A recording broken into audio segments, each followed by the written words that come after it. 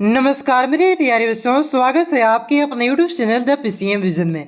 प्यारे बच्चों, आज के इस वीडियो के माध्यम से हम लोग क्लास 12 हिस्ट्री के टॉप 200 VVI वायरल MCQ प्रश्नों को डिस्कस करेंगे, जो कि आप सभी के बोर्ड एग्जाम की दृष्टि से काफी ज्यादा इंपॉर्टेंट है। और ये सब क्वेश्चन आप सभी के बोर्ड एग्जाम में आने के ज्यादा से ज्यादा चांसेस हैं। और यहाँ पे मैं जितना भी क्वेश्चन आप सभी को करवाऊंगा, ये सारा क्वेश्चन आपका प्रीवियस ईयर क्वेश्चन है, यानी कि 2012 से लेकर के 2023 तक अभी तक जितना भी ऑब्जेक्टिव क्वेश्चन जेक बोर्ड में पूछा गया है, ये सारा क्वेश्चन यहाँ पे मैं आप सभी को करवाने वाला हूँ और एक ही वीडियो में करवाऊंगा। आप लोग भी जानते हैं कि जेक बोर्ड में आपका 80% से ज्यादा क्वेश्चन प्रीवियस ईयर क्वेश्चन भी रिपीट होता है। और मैं दावा करता हूं कि इस बार भी आपका 30 ऑब्जेक्टिव क्वेश्चन में से 25 से ज्यादा क्वेश्चन आपका प्रीवियस ईयर क्वेश्चन ही रिपीट होगा, यानी कि प्रीवियस ईयर क्वेश्चन ही आपके बोर्ड एग्जाम में देखने को मिलेगा। तो वीडियो पे आप लोग अंत तक बने रहें और चैनल पे पहली बार आए तो चैनल को सब्सक्राइब जरूर कीजिएगा, क्योंकि इस चैनल के माध्यम से आपको क्लास 12 के प्रत्येक सब्जेक्ट की तैयारी करवाई जा रही है। और ये तैयारी आपको तब तक करवाई जाएगी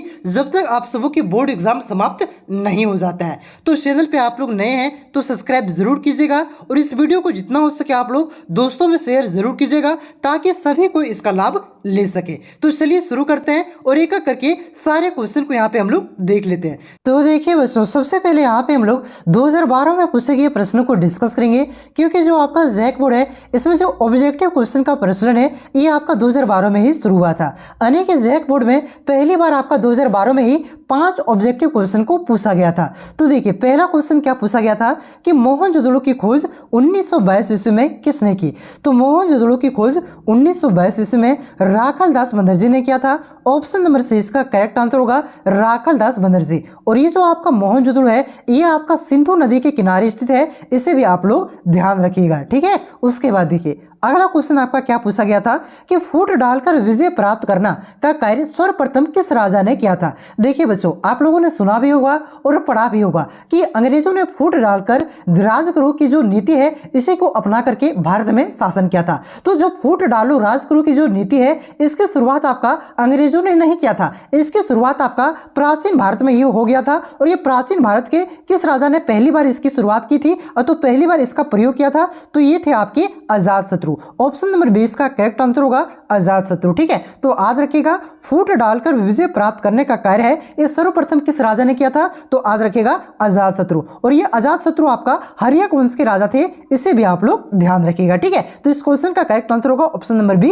अजातशत्रु। उसके बाद देखिए अगला क्वेश्चन क्या पूछा गया था कि महात्मा बुद्ध का जन्म कहां हुआ था। तो महात्मा बुद्ध का जन्म आपका नेपाल के लुम्बिनी में हुआ था। ऑप्शन नंबर 20 का करेक्ट आंसर होगा लुम्बिनी। और महात्मा बुद्ध का जन्म कब हुआ था, तो इसे भी आप लोग ध्यान रखिएगा। महात्मा बुद्ध का जन्म आपका 563 ईसा पूर्व में हुआ था, नेपाल के लुम्बिनी में। क्लियर है। उसके बाद देखिए अगला क्वेश्चन आपका क्या है कि महाराष्ट्र के संत कौन थे। तो ये सभी आपका महाराष्ट्र के संत हैं, यानी कि तुकाराम भी महाराष्ट्र के प्रसिद्ध संत हैं, रामदास भी महाराष्ट्र के हैं और ज्ञानेश्वर भी आपका महाराष्ट्र के हैं, यानी कि ये सभी आपका क्या है महाराष्ट्र के प्रसिद्ध संत हैं। तो इस क्वेश्चन का करेक्ट आंसर होगा ऑप्शन नंबर डी, इनमें से सभी। उसके बाद देखिए अगला क्वेश्चन आपका क्या दिया गया है कि किस ग्रंथ में आदम से लेकर के अकबर के काल तक का इतिहास लिखा हुआ है। तो यह है आपका अबुल फजल द्वारा लिखित जो आपका अकबरनामा ग्रंथ है।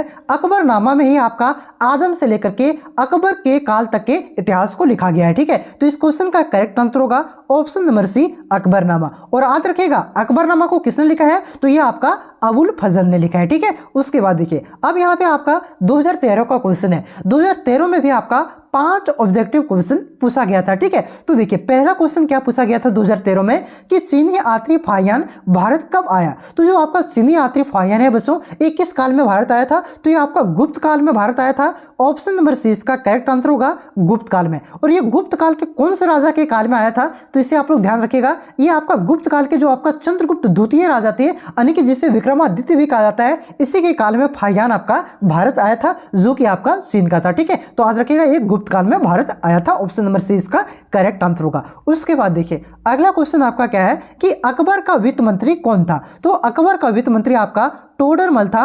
ऑप्शन नंबर सी इसका करेक्ट आंसर होगा टोडरमल। और यही टोडरमल ने ही आपका आयन दशला का प्रतिपादन किया था, इसे भी आप लोग ध्यान रखिएगा। उसके बाद देखिए अगला क्वेश्चन आपका क्या है कि बंगाल का प्रसिद्ध संत कौन था। तो बंगाल का प्रसिद्ध संत आपका चैतन्य महाप्रभु थे। ऑप्शन नंबर ये इसका करेक्ट आंसर होगा चैतन्य महाप्रभु। और चैतन्य महाप्रभु ने ही आपका कीर्तन का प्रारंभ किया था, इसे भी आप लोग ध्यान रखिएगा, क्योंकि ये भी क्वेश्चन कई बार पूछा जा चुका है कि कीर्तन का प्रारंभ कौन से संत ने किया था। तो याद रखिएगा जो बंगाल के प्रसिद्ध संत थे चैतन्य महाप्रभु, इन्होंने ही आपका कीर्तन का प्रारंभ किया था। उसके बाद देखिए अगला क्वेश्चन आपका क्या है कि बंगाल एशियाटिक सोसाइटी की स्थापना की। तो बंगाल एशियाटिक सोसाइटी की स्थापना किसने किया था। तो ये आपका विलियम जोन्स ने किया था। ऑप्शन नंबर 20 का करेक्ट आंसर होगा विलियम जोन्स ने। कब किया था तो इसे भी आप लोग याद रखिएगा 1784 में किया था। और ये बंगाल एशियाटिक सोसाइटी की स्थापना कहाँ किया गया था तो याद रखिएगा कोलकाता में किया गया था। ठीक है, ये भी क्वेश्चन कई बार पूछा है। तो याद रखिएगा बंगाल एशियाटिक सोसाइटी की स्थापना किसने किया था,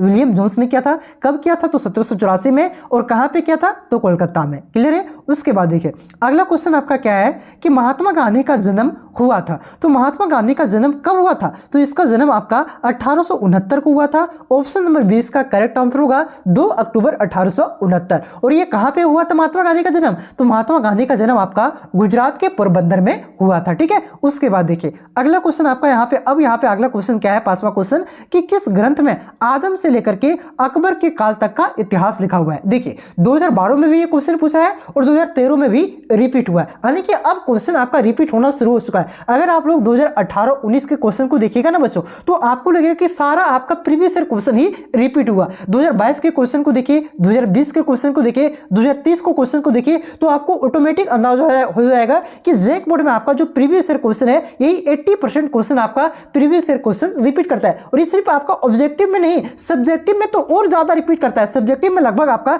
90% क्वेश्चन प्रीवियस ईयर क्वेश्चन ही आता है। तो अब यहाँ पे पहले मैं आपको ऑब्जेक्टिव क्वेश्चन का प्रीवियस ईयर करवा रहा हूँ, फिर इसके बाद आपका सब्जेक्टिव क्वेश्चन का प्रीवियस ईयर कराने वाला हूँ। ठीक है दोस्तों, तो चैनल से अभी तक आप लोग नहीं जुड़े हैं तो चैनल को सब्सक्राइब जरूर कर लीजिएगा। तो इस क्वेश्चन का आंसर क्या होगा तो इस क्वेश्चन का आंसर होगा अकबरनामा, क्योंकि इसी से ही जो आपका आदम से लेकर के अकबर काल का इतिहास है इसी ग्रंथ में आपका लिखा हुआ है, इसी से आपका जानकारी मिलता है। ठीक है, तो ऑप्शन नंबर सी इसका करेक्ट आंसर होगा। अब देखिए यहाँ पे 2014 में क्वेश्चन क्या पूछा गया था। 2014 में भी आपका 5 ही क्वेश्चन पूछा गया था। ठीक है, देखिए पहला क्वेश्चन क्या पूछा गया था कि मगध की राजधानी कहां थी। तो मगध की राजधानी आपका पाटलिपुत्र था, यानी कि जो आपका आज का पटना है यही आपका पहले मगध महाजनपद की राजधानी हुआ करता था। ठीक है, ऑप्शन नंबर सी इसका करेक्ट आंसर होगा पाटलिपुत्र। और आप लोगों को याद होना चाहिए कि भारत में टोटल कितने महाजनपद हैं तो टोटल आपका 16 महाजनपद था। और ये 16 महाजनपदों में सबसे शक्तिशाली महाजनपद आपका मगध महाजनपद था, इसे भी आप लोग ध्यान रखिएगा। उसके बाद देखिए अगला क्वेश्चन आपका क्या है कि धम्म की भाषा क्या थी। तो धम्म की भाषा आपका प्राकृत था। ऑप्शन नंबर 20 का करेक्ट आंसर होगा प्राकृत। उसके बाद देखिए अगला क्वेश्चन आपका क्या दिया गया है कि शेख मुजाहिद्दीन चिश्ती का दरगाह कहां है। तो शेख मुजाहिद्दीन चिश्ती का दरगाह आपका अजमेर में है। ऑप्शन नंबर सी इसका करेक्ट आंसर होगा अजमेर। देखिए यहाँ पे कंफ्यूज नहीं होना है। एक क्वेश्चन पूछता है आपका शेख मुजाहिद्दीन चिश्ती की दरगाह कहां है और एक क्वेश्चन पूछता है आपका निजामुद्दीन औलिया की दरगाह कहां है। अगर पूछे कि शेख मुजाहिद्दीन चिश्ती की दरगाह कहां है तो याद रखिएगा शेख मुजाहिद्दीन चिश्ती की दरगाह आपका अजमेर में है। अगर पूछे कि निजामुद्दीन औलिया की दरगाह का है तो निजामुद्दीन औलिया की दरगाह आपका दिल्ली में है। और इन्होंने ही निजामुद्दीन औलिया ने ही कहा था कि दिल्ली अभी दूर है। तो इस कहावत से आप लोग ट्रिक साथ कर सकते हैं कि किसने कहा था दिल्ली अभी दूर है तो निजामुद्दीन औलिया ने। और निजामुद्दीन औलिया की दरगाह कहाँ है दिल्ली में ही है। ठीक है, इसमें बहुत सारे बच्चे कंफ्यूज करते हैं और ये दोनों क्वेश्चन कई बार आपका पूछ चुका है, आगे आपको पता चलेगा। ठीक है, तो याद रखिएगा शेख मुजाहिद्दीन चिश्ती की दरगाह कहाँ है अजमेर में और निजामुद्दीन औलिया की दरगाह कहाँ है दिल्ली में। ठीक है, उसके बाद देखिए अगला क्वेश्चन आपका क्या पूछा गया है कि बिहार के जगदीशपुर में 1857 की क्रांति का नेतृत्व किसने किया था। तो बिहार के जगदीशपुर से 1857 का जो क्रांति है बच्चों इसका नेतृत्व आपका कुंवर सिंह ने किया था। ऑप्शन नंबर 20 का करेक्ट आंसर होगा कुंवर सिंह। उसके बाद देखिए अगला क्वेश्चन आपका क्या है कि भारत में रेलवे की शुरुआत कब हुई। तो भारत में जो आपका रेलवे की शुरुआत है ये आपका 1853 में किया गया था। ऑप्शन नंबर का इसका करेक्ट आंसर होगा 1853। और जो पहली बार रेलवे की शुरुआत की गई थी ये रेलवे आपका कहां से कहां तक चला था तो याद रखिएगा ये आपका बम्बे यानी कि जो आपका आज का मुंबई है ये मुंबई से आपका थाने के बीच चला था। और ये आपका कितना किलोमीटर चला था तो ये आपका 35 किलोमीटर तक चला था। देखिए कुछ जगह पर आपका 34 किलोमीटर भी दिया हुआ रहता है। ठीक है, तो याद रखिएगा ये आपका पहली बार आपका कब चला था यानी कि शुरुआत कब हुई थी 1853 में। कहां से कहां तक चला था तो मुंबई से ठाणे तक चला था, ये आपका 35 किलोमीटर चला था, लेकिन कुछ बुक में आपका 34 किलोमीटर भी दिया जाता है, इसे भी आप लोग ध्यान रखिएगा, ठीक है। उसके बाद देखिए अब यहाँ से आपका 2015 का क्वेश्चन शुरू होता है। देखिए आपका 2012 से लेकर के 2014 तक, ठीक है, 2014 तक आपका प्रत्येक साल 5-5 ऑब्जेक्टिव क्वेश्चन पूछा गया, ठीक है। लेकिन 2015 में एक बार आपका पैटर्न चेंज किया गया और 2015 में जो आपका पैटर्न चेंज हुआ उसमें आपके टोटल 15 ऑब्जेक्टिव क्वेश्चन पूछे जाने लगे, ठीक है। 14 तक आपका 5 क्वेश्चन पूछा गया, अब 2015 से आपका 2018 या 19 तक आपका 15 क्वेश्चन पूछा जाता था, ठीक है। तो देखिए 2015 में आपका पहला क्वेश्चन क्या पूछा गया था कि सिंधु घाटी सभ्यता में हमें हल का साक्ष्य प्राप्त हुए हैं। तो सिंधु घाटी सभ्यता में हमें हल का साक्ष्य कौन से स्थान से प्राप्त हुआ है? तो ये आपका कालीबंगा से प्राप्त हुआ है। ऑप्शन नंबर 20 का करेक्ट आंसर होगा कालीबंगा। और ये कालीबंगा कौन से राज्य में स्थित है? तो इसे भी आप लोग ध्यान रखिएगा, ये आपका राजस्थान राज्य में स्थित है, ठीक है। और ये कालीबंगा कौन से नदी के किनारे स्थित है? तो इसे भी आप लोग याद रखिएगा, ये आपका सरस्वती नदी के किनारे स्थित था, जिसे अभी यहाँ पे आप लोग कह सकते हैं घग्गर नदी भी कहा जाता है। सरस्वती नदी आपका अभी वर्तमान में विलुप्त हो गया है, ठीक है। तो ऑप्शन में जो रहे कालीबंगा, अगर पूछे कि कालीबंगा कौन सी नदी के किनारे स्थित था तो याद रखिएगा सरस्वती ऑप्शन में रही तो सरस्वती टिक करना है, अगर घग्गर ऑप्शन में रही तो आपको घग्गर टिक करना है, ठीक है। और यहीं से आपका क्या हुआ था, आपका हल के साक्ष्य प्राप्त हुए थे जो कि आपका राजस्थान में, ठीक है। ऑप्शन नंबर 20 का करेक्ट आंसर होगा कालीबंगा से। उसके बाद देखिए जितना भी रिलेटेड पॉइंट बता रहा हूं ना, ये सारा क्वेश्चन आगे देखिएगा आपको मिल जाएगा, रिपीट हुआ है, ठीक है। तो रिलेटेड पॉइंट को भी आप लोग याद रखिएगा, इससे भी क्वेश्चन आपके बोर्ड एग्जाम में पूछे जाते हैं, ठीक है। अगला क्वेश्चन देखिए, अगला क्वेश्चन आपका क्या पूछा गया था कि महावीर का जन्म हुआ था। तो महावीर का जन्म कहाँ हुआ था? तो महावीर स्वामी का जन्म आपका वैशाली के निकट कुंडल ग्राम में हुआ था। ऑप्शन नंबर ये इसका करेक्ट आंसर होगा वैशाली में। अगर ऑप्शन में कुंडल ग्राम रहे तो कुंडल ग्राम टिक करना है, अगर ऑप्शन में आपका वैशाली रहे तो वैशाली टिक करना है, ठीक है। तो याद रखिएगा महावीर का जन्म कहाँ पे हुआ था? तो वैशाली के निकट एक स्थान था कुंडल ग्राम, वहां पे हुआ था। तो कुंडल ग्राम यहाँ पे ऑप्शन में नहीं है, तो इस वजह से इसका करेक्ट आंसर क्या होगा? ऑप्शन नंबर ये होगा वैशाली में, ठीक है, ठीक है। उसके बाद देखिए अगला क्वेश्चन देखिए आपका क्या दिया गया है कि महाभारत का युद्ध कितने दिनों तक चला था? तो महाभारत का युद्ध आपका 18 दिनों तक चला था। ऑप्शन नंबर से इसका करेक्ट आंसर होगा 18 दिन। उसके बाद देखिए अगला क्वेश्चन आपका क्या पूछा गया था कि मेगास्थनीज की पुस्तक का क्या नाम था? तो मेगास्थनीज की पुस्तक का नाम क्या है? तो इसका पुस्तक था आपका इंडिका, ठीक है। इन्होंने इंडिका पुस्तक की रचना क्या है? ऑप्शन नंबर डी इसका करेक्ट आंसर होगा इंडिका। इसी क्वेश्चन को डायरेक्ट पूछता है कि इंडिका पुस्तक किसने लिखा है? तो याद रखना है मेगास्थनीज ने लिखा था। और मेगास्थनीज किसके दरबार में राजदूत बनकर के आए थे? तो ये आपका चंद्रगुप्त मौर्य के दरबार में राजदूत बनकर के आए थे, इसे भी आप लोग ध्यान रखिएगा। और ये किसका राजदूत था? तो ये आपका जो सिकंदर के सेनापति थे सेल्यूकस निकोटर, ठीक है, उसी का राजदूत था भैया, इसे भी आप लोग ध्यान रखिएगा, ठीक है। चलिए तो याद रखना है मेगास्थनीज ने कौन सी पुस्तक की रचना की है? तो इंडिका पुस्तक की रचना किया है। उसके बाद देखिए अगला क्वेश्चन आपका क्या है कि तक्षशिला विश्वविद्यालय कहाँ स्थित है? तो जो आपका तक्षशिला विश्वविद्यालय है ये आपका प्राचीन भारत का एक महत्वपूर्ण विश्वविद्यालय था। ये आपका कहाँ पे स्थित है? तो ये आपका वर्तमान के पाकिस्तान में स्थित है। ऑप्शन नंबर ये इसका करेक्ट आंसर होगा पाकिस्तान। उसके बाद देखिए छठा क्वेश्चन आपका क्या पूछा गया था 2015 में कि अल बरूनी किसके साथ भारत आया था? तो अल बरूनी आपका मोहम्मद गजनवी के साथ भारत आया था। ऑप्शन नंबर ये इसका करेक्ट आंसर होगा मोहम्मद गजनवी। और ये जो आपका अल बरूनी है इन्होंने कौन से पुस्तक की रचना क्या है? तो इन्होंने आपका किताब उल हिंद पुस्तक की रचना क्या है, इसे भी आप लोग ध्यान रखिएगा, ठीक है। आगे आपको क्वेश्चन देखने को मिलेगा जहां पे पूछा गया था आपका शायद 2018 या 19 में कि किताब उल हिंद पुस्तक की किसने रचना क्या है? तो याद रखिएगा अल बरूनी ने, ठीक है। उसके बाद देखिए अगला क्वेश्चन आपका क्या पूछा गया था कि किस भक्ति संत ने अपने संदेश के प्रचार के लिए सबसे पहले हिंदी का प्रयोग किया था? तो वह कौन सा भक्ति संत थे जिन्होंने अपने संदेश के प्रचार के लिए सबसे पहले हिंदी का प्रयोग किया था? तो ये था आपका रामानंद, ठीक है। ऑप्शन नंबर सी इसका करेक्ट आंसर होगा रामानंद। और याद रखिएगा जो आपका भक्ति आंदोलन है इसे दक्षिण भारत से, किधर से? दक्षिण भारत से उत्तर भारत लेकर के कौन आए थे? तो यही रामानंद ही दक्षिण भारत से भक्ति आंदोलन को उत्तर भारत की ओर लेकर के आए थे। यानी कि जो आपका भक्ति आंदोलन की शुरुआत है बच्चों ये आपका दक्षिण भारत में हुआ था और दक्षिण भारत से उत्तर भारत आपका रामानंद ने ही लेकर के आए थे। और इन्होंने सबसे पहले अपने संदेश के प्रचार में हिंदी का प्रयोग किया था, ठीक है। तो ऑप्शन नंबर सी इसका करेक्ट आंसर होगा रामानंद। उसके बाद देखिए अगला क्वेश्चन आपका क्या है कि मुगल प्रशासन में जिले को किस नाम से जाना जाता था? तो मुगल प्रशासन में आपका जिले को आपका सरकार के नाम से जाना जाता था। ऑप्शन नंबर सी इसका करेक्ट आंसर होगा सरकार। अगर पूछे कि प्रांत को किस नाम से जाना जाता था तो याद रखिएगा प्रांत को आपका सूबे के नाम से जाना जाता था, कंफ्यूज नहीं करना है, ठीक है। अगर पूछे कि मुगल प्रशासन में जिले को किस नाम से जाना जाता था तो याद रखिएगा मुगल प्रशासन में जिले को आपका सरकार के नाम से जाना जाता था। अगर पूछे कि प्रांत को किस नाम से जाना जाता था तो प्रांत को सूबे के नाम से जाना जाता था, इसे आप लोग ध्यान रखिएगा। उसके बाद देखिए अगला 9वां क्वेश्चन क्या पूछा गया था कि किस मुगल शासक ने हिंदुओं पर जजिया कर हटाया था। तो पहली बार आपका जजिया कर किसने हटाया था, तो ये आपका अकबर ने हटाया था 1564 में। ऑप्शन नंबर 20 का करेक्ट आंसर होगा अकबर ने। उसके बाद देखिए अगला क्वेश्चन आपका क्या है कि विजयनगर के किस शासक ने मुस्लिमों को सेना में शामिल किया था।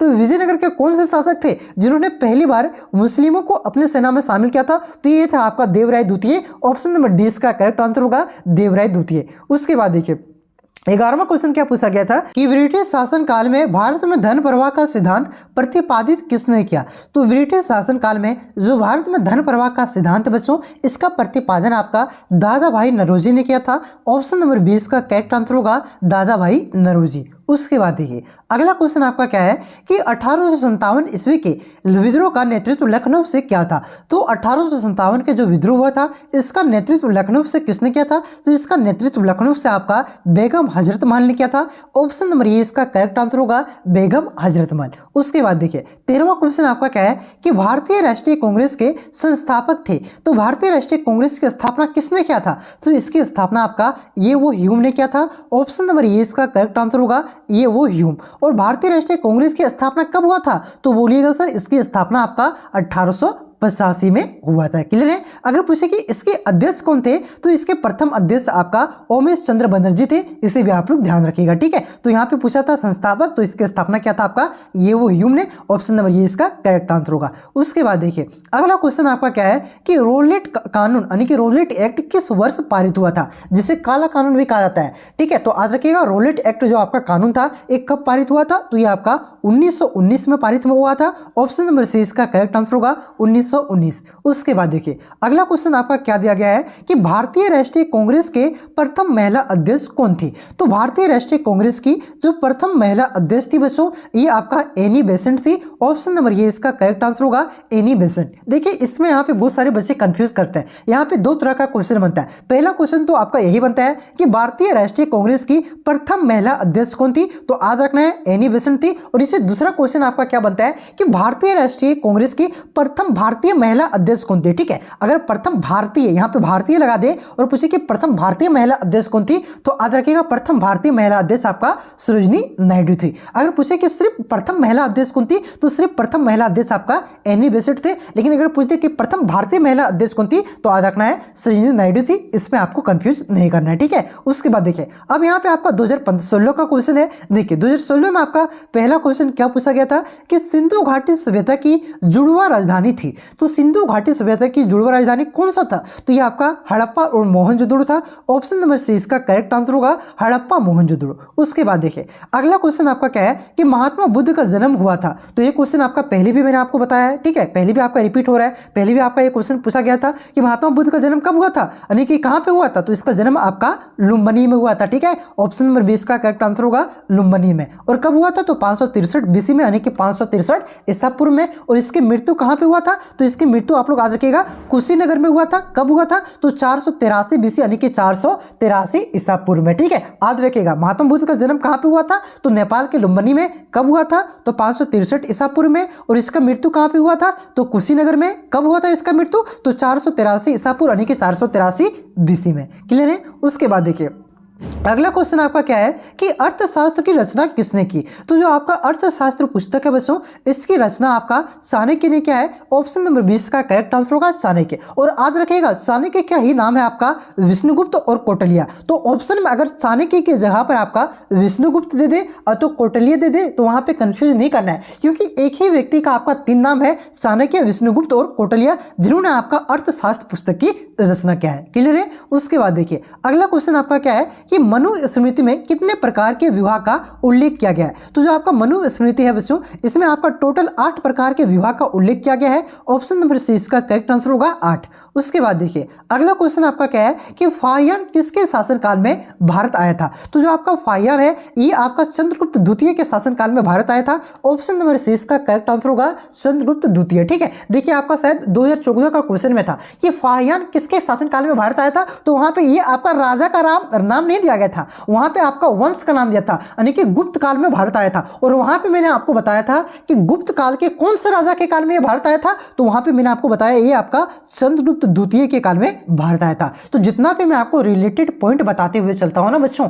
ये भी काफी ज्यादा इंपॉर्टेंट है, इससे भी आप लोग ध्यान रखिएगा, इससे भी क्वेश्चन बोर्ड एग्जाम में आते हैं। जैसे कि आप लोग यहाँ पे लाइव एग्जांपल के तौर पर देख सकते हैं कि देखिए यहाँ पे आपको मैंने बताया 2014 वाला या तो 2013 वाला क्वेश्चन था कि वहां पे जो आपका फाहियान है ये आपका चंद्रगुप्त द्वितीय के शासन काल में भारत आया था, वही क्वेश्चन यहाँ पे ऑप्शन में उसी तरह का क्वेश्चन आ चुका है। ठीक है, तो याद रखिएगा चंद्रगुप्त द्वितीय के शासन काल में आपका फाहियान भारत आया था। ठीक है, जो कि आपका गुप्त काल के राजा थे और इसी को आपका विक्रमादित्य भी कहा जाता है, चंद्रगुप्त द्वितीय को भी। ठीक है, उसके बाद देखिए अगला क्वेश्चन आपका क्या है कि विजयनगर साम्राज्य के संस्थापक कौन थे। तो विजयनगर साम्राज्य की स्थापना किसने किया था, तो ये आपका दो भाइयों हरिहर और बुक्का ने किया था। ऑप्शन नंबर ये इसका करेक्ट आंसर होगा, हरिहर और बुक्का। अगर पूछे कि विजयनगर साम्राज्य की स्थापना कब किया गया था, तो याद रखिएगा 1336 ईस्वी में। कब? विजयनगर साम्राज्य की स्थापना आपका 1336 ईस्वी में हरिहर और बुक्का ने किया था। ठीक है, उसके बाद देखिए अगला क्वेश्चन आपका क्या है कि बीजक में किसका उपदेश संग्रहित है। तो बीजक में आपका कबीर के उपदेश को संग्रहित किया गया है। ऑप्शन नंबर ये इसका करेक्ट आंसर होगा, कबीर।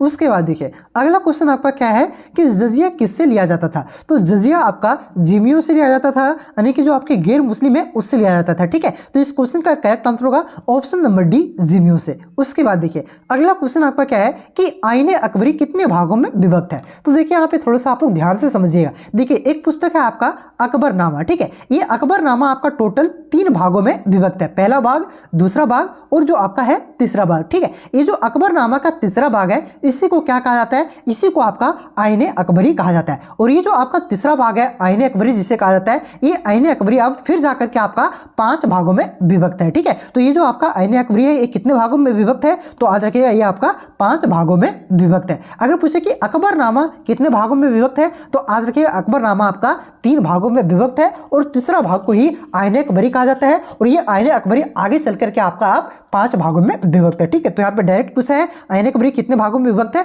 तो ध्यान रखिएगा 5 भागों में। ठीक है, उसके बाद देखिए अगला क्वेश्चन आपका क्या है कि भारत का अंतिम मुगल शासक कौन था। तो अंतिम मुगल शासक आपका बहादुर शाह जफर था। ऑप्शन नंबर 20 का करेक्ट आंसर होगा बहादुर शाह जफर। अगर पूछे कि पहला मुगल शासक कौन था, तो पहला मुगल शासक आपका बबरा था। ठीक है, यानी कि बाबर था। ठीक है, इसे भी आप लोग ध्यान रखिएगा। उसके बाद देखिए अगला क्वेश्चन आपका क्या है कि भारत में रेलवे लाइन की शुरुआत हुई थी। तो ये भी क्वेश्चन आपका रिपीट हो रहा है। ठीक है, देखिए अब आपको पता चलेगा कि कितना प्रीवियस ईयर क्वेश्चन रिपीट होता है भाई। 80% में इसलिए बार बार बोलता हूं कि 80% से ज्यादा क्वेश्चन आपका प्रीवियस ईयर क्वेश्चन ही रिपीट होता है। और आप लोग देखिएगा इस बार भी आपका 30 ऑब्जेक्टिव क्वेश्चन आ रहा है ना, उसमें आपका 25 से ज्यादा क्वेश्चन सिर्फ प्रीवियस ईयर क्वेश्चन ही आएगा। और एक वीडियो आप सिर्फ प्रीवियस ईयर क्वेश्चन को कर लीजिए ना भाई, आपका 80% नंबर भी आएगा। प्रत्येक सब्जेक्ट के प्रीवियस ईयर क्वेश्चन आपको करना है, 80% आपका कोई भी नहीं रोक सकता है। ठीक है, तो बताइए इसका आंसर क्या होगा, तो इसका आंसर होगा 1853 में। ठीक है, मैंने आपको पहले भी क्वेश्चन कराया हुआ है। अगला क्वेश्चन देखिए आपका क्या है कि 1857 के विद्रोह के समय भारत का गवर्नर जनरल कौन था।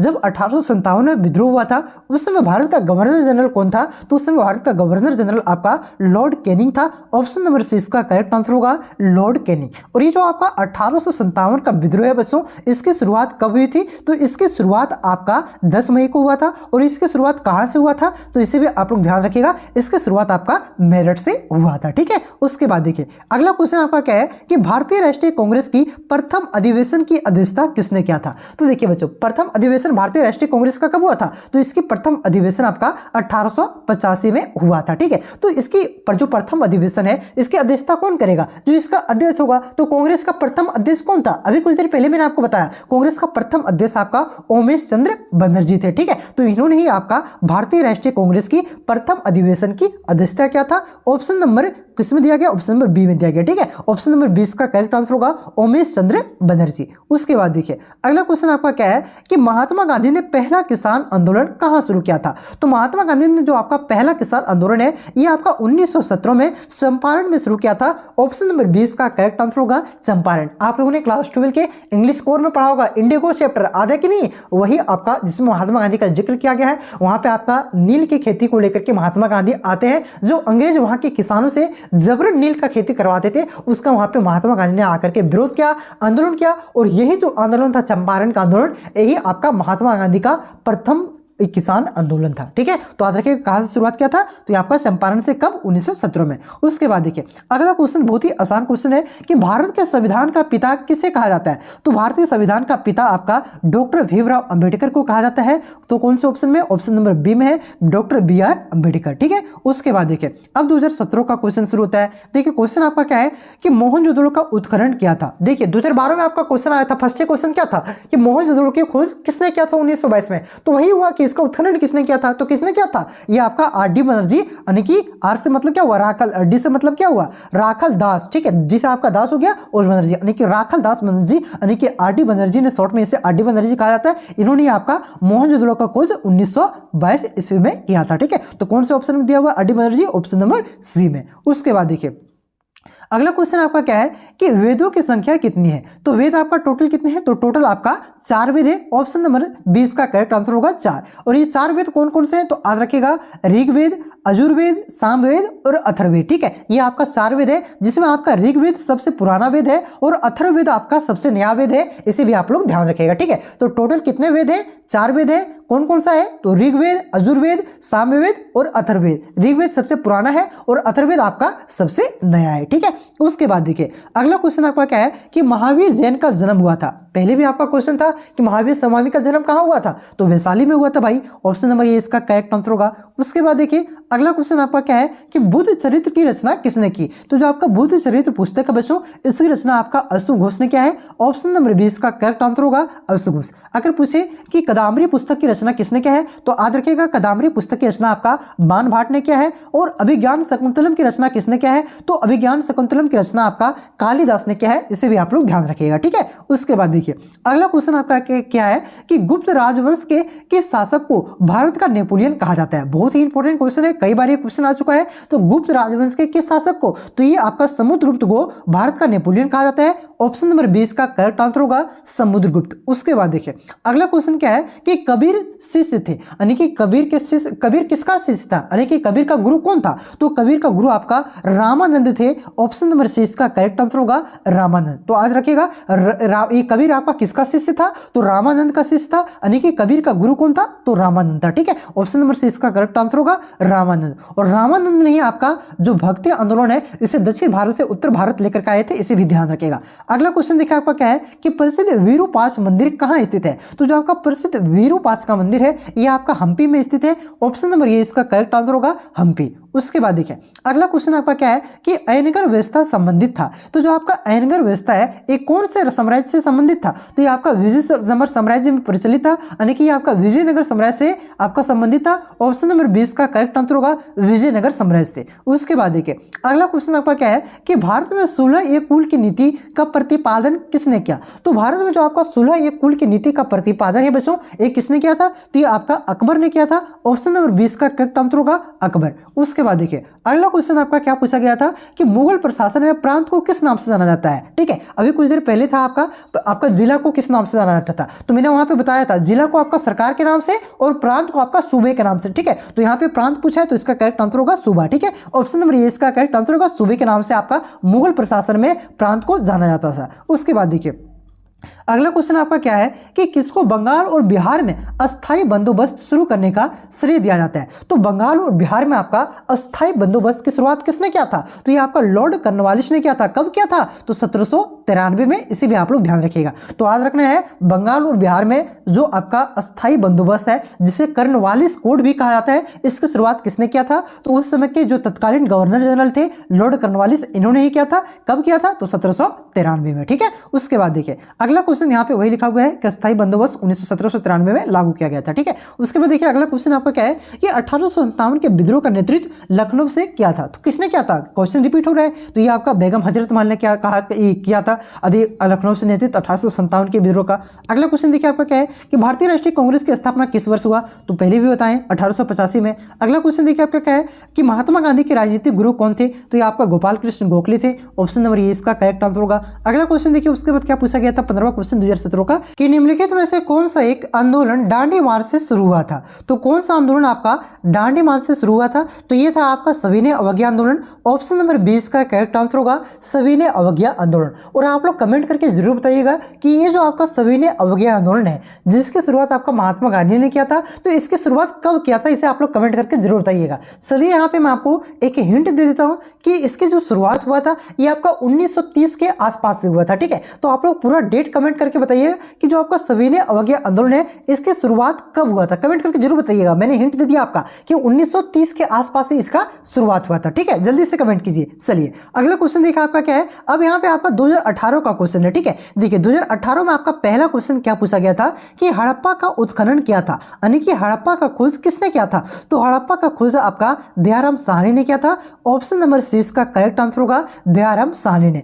और हड़प्पा का उत्खनन दयाराम साहनी ने कब किया था, तो याद रखिएगा 1921 में। ठीक है, और ये जो आपका हड़प्पा है ये कौन सी नदी के किनारे स्थित है, तो ये आपका रावी नदी के किनारे है, इसे भी आप लोग ध्यान रखिएगा। तो याद रखिएगा हड़प्पा आपका कौन सी नदी के किनारे है, रावी नदी के किनारे है। इसका खोज किसने किया था, तो दयाराम साहनी ने किया था, यानी कि इसका उत्खनन आपका दयाराम साहनी ने किया था। और ये कब किया था, तो 1921 ईस्वी में। उसके बाद देखिए अगला क्वेश्चन आपका क्या है कि भारतीय पुरातत्व का पिता किसे कहा जाता है। तो भारतीय पुरातत्व का पिता अलेक्जेंडर कनिंघम को कहा जाता है। ऑप्शन नंबर 20 का करेक्ट आंसर होगा अलेक्जेंडर कनिंघम। और अलेक्जेंडर कनिंघम को भारतीय पुरातत्व का पिता क्यों कहा जाता है, तो इसे इसलिए कहा जाता है क्योंकि अलेक्जेंडर कनिंघम ने ही भारत में पहली बार भारतीय पुरातत्व विभाग की स्थापना किया था। इस वजह से इसे भारतीय पुरातत्व का पिता कहा जाता है। ठीक है, तो याद रखिएगा भारतीय पुरातत्व का पिता किसे कहा जाता है, अलेक्जेंडर कनिंघम को। उसके बाद देखिए अगला क्वेश्चन आपका क्या दिया गया है कि महाभारत में कितने प्रकार के विवाह का उल्लेख किया गया है। ये भी क्वेश्चन आपका रिपीट हो रहा है, तो कितने प्रकार के विवाह का उल्लेख किया गया है,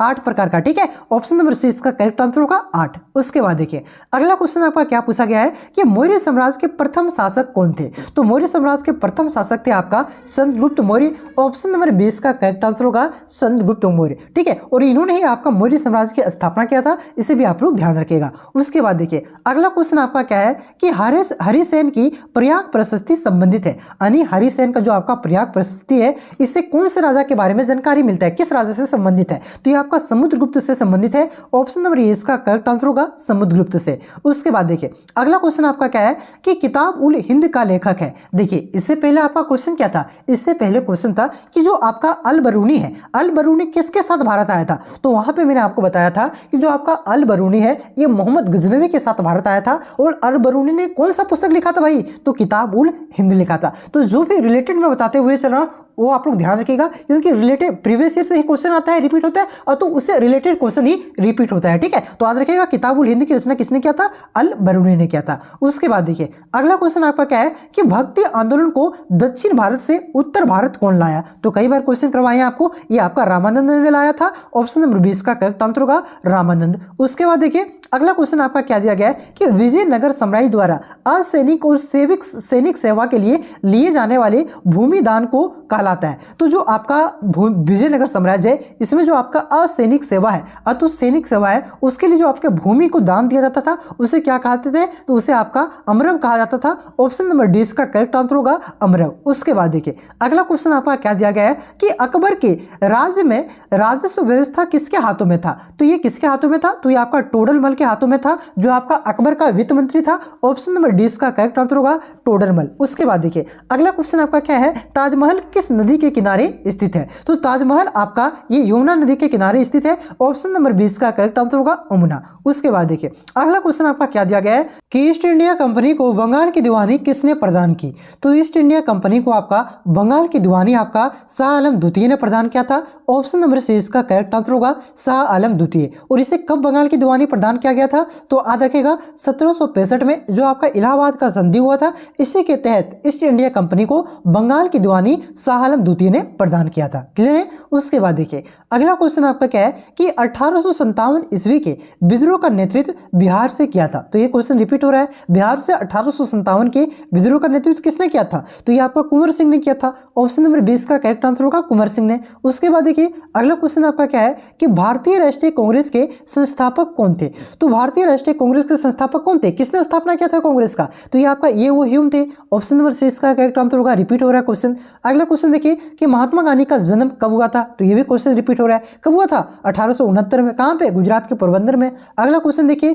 कि जय हिंद का नारा किसने दिया था? तो जय हिंद का नारा आपका सुभाष चंद्र बोस ने दिया था। ठीक है, ऑप्शन नंबर डी इसका करेक्ट आंसर होगा सुभाष चंद्र बोस। उसके बाद देखिए अब यहाँ पे आपका 2019 का क्वेश्चन शुरू होता है। ठीक है, तो देखिए 2019 में आपका पहला क्वेश्चन क्या पूछा गया था कि सिंधु सभ्यता का कौन सा स्थल मृतकों का टीला के रूप में विख्यात है? तो वह कौन सा स्थल है जिसे मृतकों का टीला कहा जाता है? तो ये आपका मोहनजोदड़ो है। ऑप्शन नंबर 20 का करेक्ट आंसर होगा मोहनजोदड़ो। और ये जो शब्द है आपका बच्चों मोहनजोदड़ो, ये आपका सिंधी भाषा का शब्द है जिसका अर्थ क्या होता है? आपका मृतकों का टीला होता है। ठीक है, याद रखिएगा ये जो आपका मोहनजोदड़ो शब्द है कौन से भाषा का शब्द है? सिंधी भाषा का शब्द है जिसका अर्थ क्या होता है? मृतकों का टीला होता है। और ये आपका मोहनजोदड़ो ही मृतकों के टीला के रूप में विख्यात है यानी कि प्रसिद्ध है। तो ऑप्शन नंबर 20 का करेक्ट आंसर होगा। उसके बाद देखिए अगला क्वेश्चन क्या है, बार बार ये क्वेश्चन रिपीट हो रहा है कि महाभारत का युद्ध कितने दिनों तक चला था? तो भाई 18 दिनों तक चला था। ऑप्शन नंबर 6 का करेक्ट आंसर होगा। अगला क्वेश्चन देखिए आपका क्या है कि महात्मा बुद्ध का जन्म कब हुआ था? तो कहाँ हुआ था? तो महात्मा बुद्ध का जन्म हुआ था कहाँ पे? आपका लुम्बिनी में हुआ था, नेपाल के लुम्बिनी में।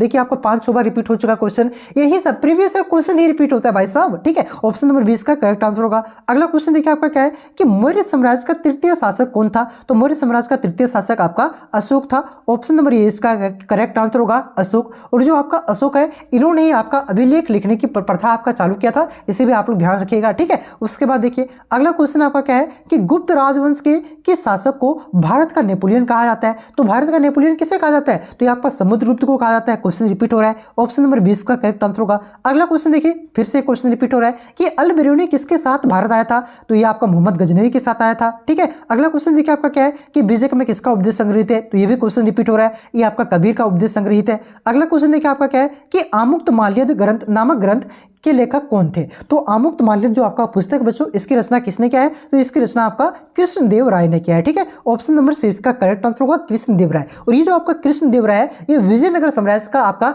एक सबसे प्रतापी शासक था, यानी कि सबसे योग्य शासक था। इसे भी आप लोग ध्यान रखिएगा। ठीक है, अगला क्वेश्चन देखिए। अगला क्वेश्चन क्या है कि किस मुगल शासक ने हिंदुओं पर से जजिया कर हटाया था? तो जजिया कर को किसने हटाया? तो ये आपका अकबर ने हटाया था। कब हटाया था? तो 1564 ईस्वी में। इसे भी आप लोग ध्यान रखिएगा। ठीक है, ये भी क्वेश्चन रिपीट हो रहा है। अगला क्वेश्चन देखिए आपका क्या है कि बुलंद दरवाजा कहाँ है? तो बुलंद दरवाजा आपका फतेहपुर सीकरी में है।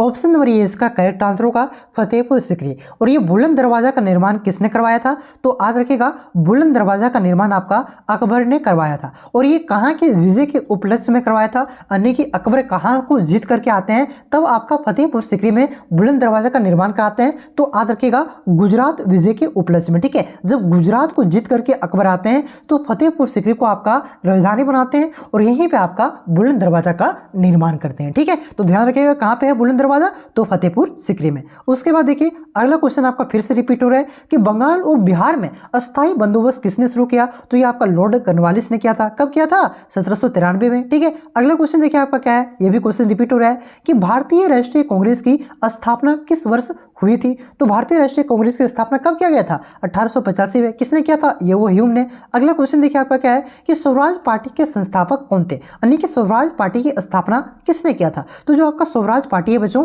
इसकी स्थापना आपका मोतीलाल नेहरू और चित्तरंजन दास ने किया था। तो इस क्वेश्चन का करेक्ट आंसर होगा बी और सी दोनों, यानी कि ऑप्शन नंबर डी इसका करेक्ट आंसर होगा। बी और सी दोनों इसका करेक्ट आंसर होगा ऑप्शन नंबर डी। ठीक है, तो याद रखिएगा स्वराज पार्टी की स्थापना किसने किया था? मोतीलाल नेहरू और चित्तरंजन दास ने किया था, यानी कि CR दास ने। और कब किया था? तो 1923 में। ठीक है, उसके बाद देखिए अगला क्वेश्चन आपका क्या है कि यह असहयोग आंदोलन की शुरुआत किसने की? बहुत ही आसान क्वेश्चन है। असहयोग आंदोलन की शुरुआत किसने किया था? तो यह आपका महात्मा गांधी ने किया था। ऑप्शन नंबर 20 का करेक्ट आंसर होगा महात्मा गांधी। और यह असहयोग आंदोलन की शुरुआत कब किया गया था बच्चों? तो इसकी शुरुआत आपका 1920 में किया गया था। और असहयोग आंदोलन को वापस कब लिया गया था? तो इसे वापस आपका 1922 में लिया गया था। और असहयोग आंदोलन को वापस क्यों लिया गया था? तो यूपी का एक स्थान है चौरी चौरा, वहां पे कौन से हादसा हुआ था? तो वहां पे आपका हुआ था, जो आपका चौरी चौरा नामक वहां पे स्थान है, वहां पे आपका एक थाना है, ठीक है। वो थाना को यहाँ पे जो भारतीय भीड़ थी इन्होंने जला दिया था। तो इसी से दुखी होकर के महात्मा गांधी ने क्या किया था,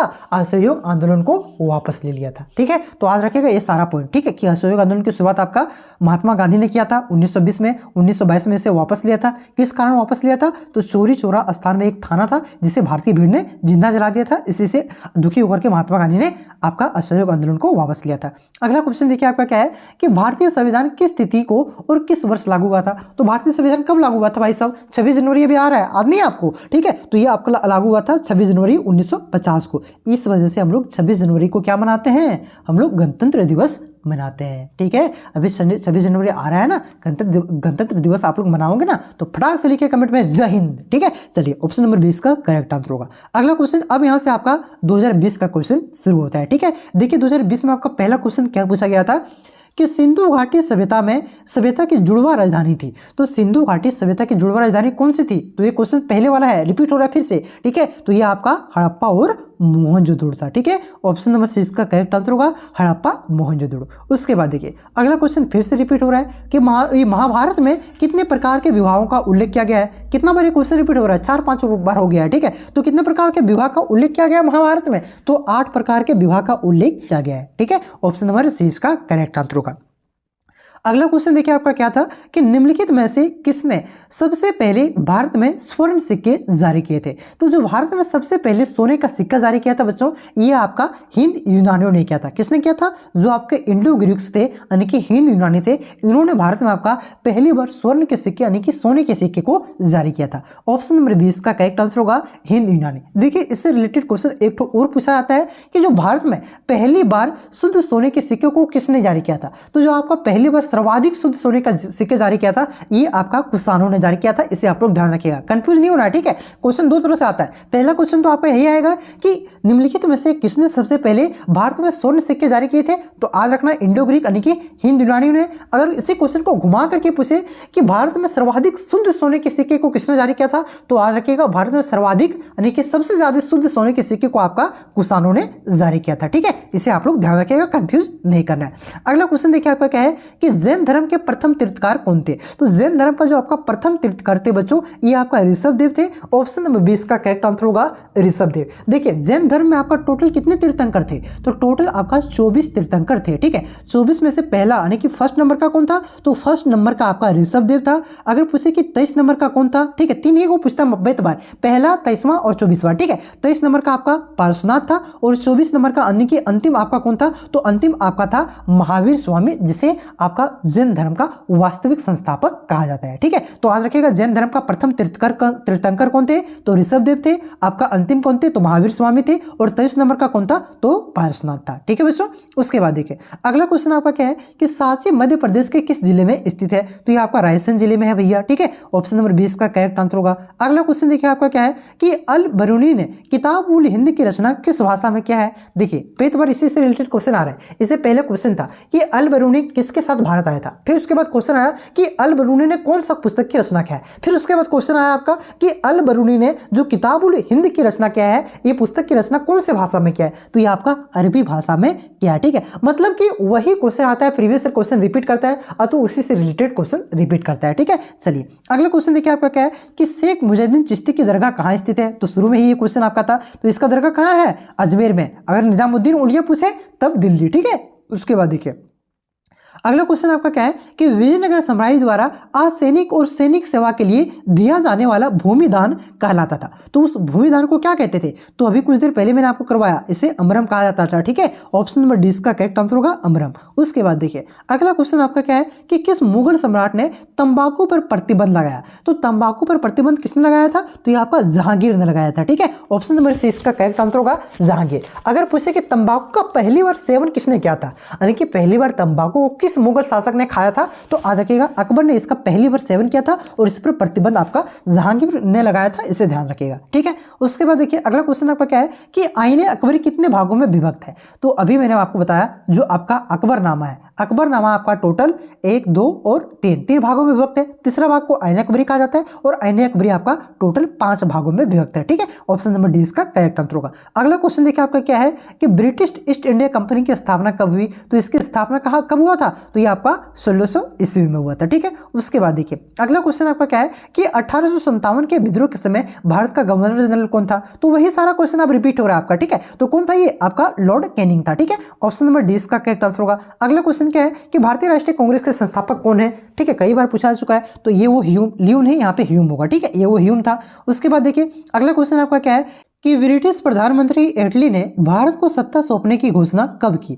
तो जो आपका ब्रिटिश प्रधानमंत्री था एटली, इन्होंने भारत को सत्ता सौंपने यानी कि भारत को आजाद करने की घोषणा कब किया था? तो ये आपके अब किया था आपका 25 जून 1945 को। ठीक है, ऑप्शन नंबर ए इसका करेक्ट आंसर होगा 25 जून 1945। अगला क्वेश्चन देखिए आपका क्या है कि संविधान सभा के अध्यक्ष कौन थे? तो संविधान सभा का देखिए जो आपका अस्थायी अध्यक्ष थे ये आपका था राजेंद्र प्रसाद। ठीक है, ऑप्शन नंबर ए इसका करेक्ट आंसर होगा राजेंद्र प्रसाद। अगर पूछे कि संविधान सभा के यह अस्थायी अध्यक्ष कौन थे? तो याद रखिएगा जो आपका यह अस्थायी अध्यक्ष थे ये आपका डॉक्टर सच्चिदानंद सिन्हा थे। ठीक है, अगर पूछे कि संविधान सभा के अध्यक्ष कौन थे तब क्या होगा आपका राजेंद्र प्रसाद होगा। अगर पूछे कि यह अस्थायी अध्यक्ष कौन थे यानी कि कुछ समय के लिए अध्यक्ष कौन थे, तो कुछ समय के लिए शुरू में आपका अध्यक्ष बने थे डॉक्टर सच्चिदानंद सिन्हा, इसे भी आप लोग ध्यान रखिएगा। ठीक है, उसके बाद देखिए अगला क्वेश्चन, अब यहां से देखिए 2020 का क्वेश्चन खत्म हुआ, 2021 में आपका कोरोना के कारण आपका एग्जाम नहीं हुआ था। ठीक है, यानी कि 2021 में उसी तरह से पास कर दिया गया था और 2021 वाले जो बोर्ड परीक्षा देने वाले विद्यार्थी हैं उसको हम कहते हैं छपरी बोर्ड। ठीक है, यानी कि उसको बिना कोई मेहनत के फ्री में सरकार ने उसे पास कर दिया था। आपके साथ ऐसा नहीं होने वाला, टेंशन मत लीजिए, आपको पढ़ करके पास करना होगा और आप लोग का पैटर्न भी थोड़ा सा हार्ड है। ठीक है, चलिए देखिए यहाँ पे आपका 21 में एग्जाम नहीं हुआ था, 2022 में एग्जाम हुआ था जिसमें आपका 2022 में कोरोना के कारण आपका 40 ऑब्जेक्टिव क्वेश्चन पूछा गया था। 2023 में भी 40 ऑब्जेक्टिव क्वेश्चन पूछे गए और 2024 में आपका अब 30 क्वेश्चन पूछा जाएगा। ठीक है बच्चों, चलिए तो देखिए यहाँ पे 2022 में आपका पहला क्वेश्चन क्या पूछा गया था कि हड़प्पा किस नदी के किनारे स्थित है? तो ये क्वेश्चन कई बार पूछा गया था। ठीक है, रिपीट हो रहा है, ये आपका रावी नदी के किनारे स्थित है। हड़प्पा का खोज किसने किया था भाई साहब? हड़प्पा का खोज आपका दयाराम साहनी ने किया था। कब किया था? तो बोलिएगा सर 1921 ईस्वी में किया था। ठीक है, चलिए ठीक है, चलिए बहुत ऐसा याद है, अच्छा कीजिए, प्रीवियस ईयर क्वेश्चन को जरूर याद कीजिएगा। ठीक है बच्चों, चलिए अगला क्वेश्चन देखिए क्या है कि मोहनजोदड़ो का उत्खनन किया था? तो 2012 में भी पूछा था, 2016 में भी शायद पूछा है, 5-6 बार ये क्वेश्चन रिपीट हुआ है। तो किसने किया था मोहनजोदड़ो का खोज कि तो उत्खनन? तो ये आपका राखाल दास बनर्जी ने किया था। ठीक है भैया, ऑप्शन नंबर 2 इसका करेक्ट आंसर होगा। अगला क्वेश्चन, अब देखिए अगला क्वेश्चन आपका क्या पूछा गया था कि हड़प्पा में हमें हल का साहित्य कहां से प्राप्त होता है? तो ये भी क्वेश्चन आपका रिपीट हो रहा है, कालीबंगा से प्राप्त हुआ था। कालीबंगा कहां है आपका? कालीबंगा कहां है भाई साहब? राजस्थान में है। कौन सी नदी के किनारे? कमेंट कीजिए, क्योंकि क्वेश्चन शुरू में जब करवाए तो वहां पे आपको बताए हुए हैं कौन सी नदी। कमेंट कीजिए, घग्गर की सरस्वती, दोनों में से कोई भी आ सकता है। ठीक है, चलिए अगला क्वेश्चन देखिए। अगला क्वेश्चन आपका क्या है कि सिंधु घाटी सभ्यता का सबसे बड़ा शहर कौन सा है? तो सबसे बड़ा शहर आपका ये मोहनजोदड़ो है। ऑप्शन नंबर 2 इसका करेक्ट आंसर होगा। अगला क्वेश्चन देखिए आपका क्या है कि लोथल कहाँ स्थित है? तो लोथल आपका गुजरात में स्थित है और ये लोथल आपका कौन सी नदी के किनारे स्थित है? तो आज रखिएगा लोथल आपका घग्गर नदी के किनारे है और ये सिंधु घाटी सभ्यता का एक प्रमुख बंदरगाह था। ठीक है बच्चों, क्वेश्चन डायरेक्ट पूछता है कि जो आपका सिंधु घाटी सभ्यता का एक प्रमुख बंदरगाह कौन सा था? तो आपका लोथल था। ठीक है, और यहीं से आपका धान की भूसी प्राप्त हुआ था। अगला क्वेश्चन देखिए आपका क्या है कि सिंधु घाटी के निवासियों को किस धातु का ज्ञान नहीं था? तो जो आपका सिंधु घाटी के निवासी है बच्चों, इसे लोहा का ज्ञान नहीं था, यानी कि लोहा के बारे में इसे जानकारी नहीं हुआ था। जो आपका सिंधु घाटी सभ्यता का काल निर्धारण है बच्चों, ये आपका 2600 ईसा पूर्व से लेकर के ये आपका 1900 ईसा पूर्व तक माना जाता है और इस पीरियड में आपका लोहा का खोज नहीं हुआ था। लोहा का जो खोज है बच्चों ये आपका वैदिक काल में हुआ था, उत्तर वैदिक काल में। ठीक है, यानी कि 1250 बीसी के आसपास, यानी कि 1250 ईसा पूर्व के आसपास आपका लोहा का खोज हुआ था। यानी कि जब सिंधु घाटी सभ्यता का अंत हो जाता है, उसका पतन हो जाता है, उसके बाद आपका लोहा का खोज होता है, तो लोहा का ज्ञान इन लोगों को नहीं था। ठीक है, तो याद रखिएगा ऑप्शन नंबर 3 इसका करेक्ट आंसर होगा। अगला क्वेश्चन देखिए आपका क्या दिया गया है कि धूलवीरा का खोज किसने किया। तो जो आपका धूलवीरा है बच्चों, इसका खोज किसने किया है, तो इसका खोज आपका रविंद्र सिंह बिष्ट ने किया है। किसने किया है, तो याद रखिएगा रविंद्र सिंह बिष्ट यानी कि RS बिष्ट ने किया था। ऑप्शन नंबर 3 इसका करेक्ट आंसर होगा। कब किया था, तो याद रखिएगा 1990 से 91 के बीच में किया था। ठीक है, जेपी जोशी नहीं होगा भैया, जेपी जोशी नहीं होगा। ठीक है, आप लोग एनसीईआरटी को पढ़िए, वहां पे आपको साफ साफ पता चलेगा कि जो आपका धूलवीरा का खोज है ये आपका RS बिष्ट यानी कि रविंद्र सिंह बिष्ट ने किया था 1990 से लेकर के 91 तक। ठीक है, चलिए अगला क्वेश्चन देखिए आपका क्या दिया गया है कि महाजनपद कितने थे। तो शुरू में मैंने आपको बताया कि टोटल महाजनपद कितने थे, तो टोटल आपका 16 महाजनपद थे। अच्छा ये बताइए आप लोग कि हम लोग अभी पढ़ते हैं कि 16 महाजनपद थे, तो ये कौन सी किताब से इसकी जानकारी मिलती है कि भारत में आपका टोटल 16 महाजनपद था। तो इसमें आप लोग याद रखिएगा जो टोटल 16 महाजनपद थे इसकी जानकारी आपका अंगुत्तर निकाय और जो आपका जैन धर्म का बुक है भगवती सूत्र इससे मिलता है। ठीक है, जो आपका बौद्ध धर्म का बुक है आपका अंगुत्तर निकाय और जैन धर्म का जो एक और बुक है आपका भगवती सूत्र, उससे आपका 16 महाजनपदों के बारे में जानकारी मिलता है। और इसमें सबसे शक्तिशाली महाजनपद कौन सा था, तो ये आपका था आपका मगध महाजनपद। ठीक है, चलिए अगला क्वेश्चन देखिए आपका क्या है कि पाटलिपुत्र की स्थापना की थी। तो पाटलिपुत्र की स्थापना किसने किया था, उदयन ने किया था भैया। ऑप्शन नंबर 2 इसका करेक्ट आंसर होगा। अगला क्वेश्चन देखिए आपका क्या है कि मौर्य साम्राज्य का संस्थापक कौन था। तो मौर्य साम्राज्य की स्थापना किसने किया था, तो शुरू में ही क्वेश्चन रिपीट हो रहा है, ये आपका चंद्रगुप्त मौर्य ने किया था। ठीक है, ऑप्शन नंबर 4 इसका करेक्ट आंसर होगा। सारा वही क्वेश्चन रिपीट होता है। अगला क्वेश्चन देखिए क्या है कि कलिंग युद्ध हुआ था। तो कलिंग युद्ध कब हुआ था, तो ये आपका 261 ईसा पूर्व में हुआ था। ऑप्शन नंबर 2 इसका करेक्ट आंसर होगा। अगला क्वेश्चन रिपीट हो रहा है, इंडिका की रचना किसने की भाई साहब, तो वही भाई से इंडिका की रचना कौन करेगा, मेगास्थनीज किया था भैया। ऑप्शन नंबर 1 इसका करेक्ट आंसर होगा।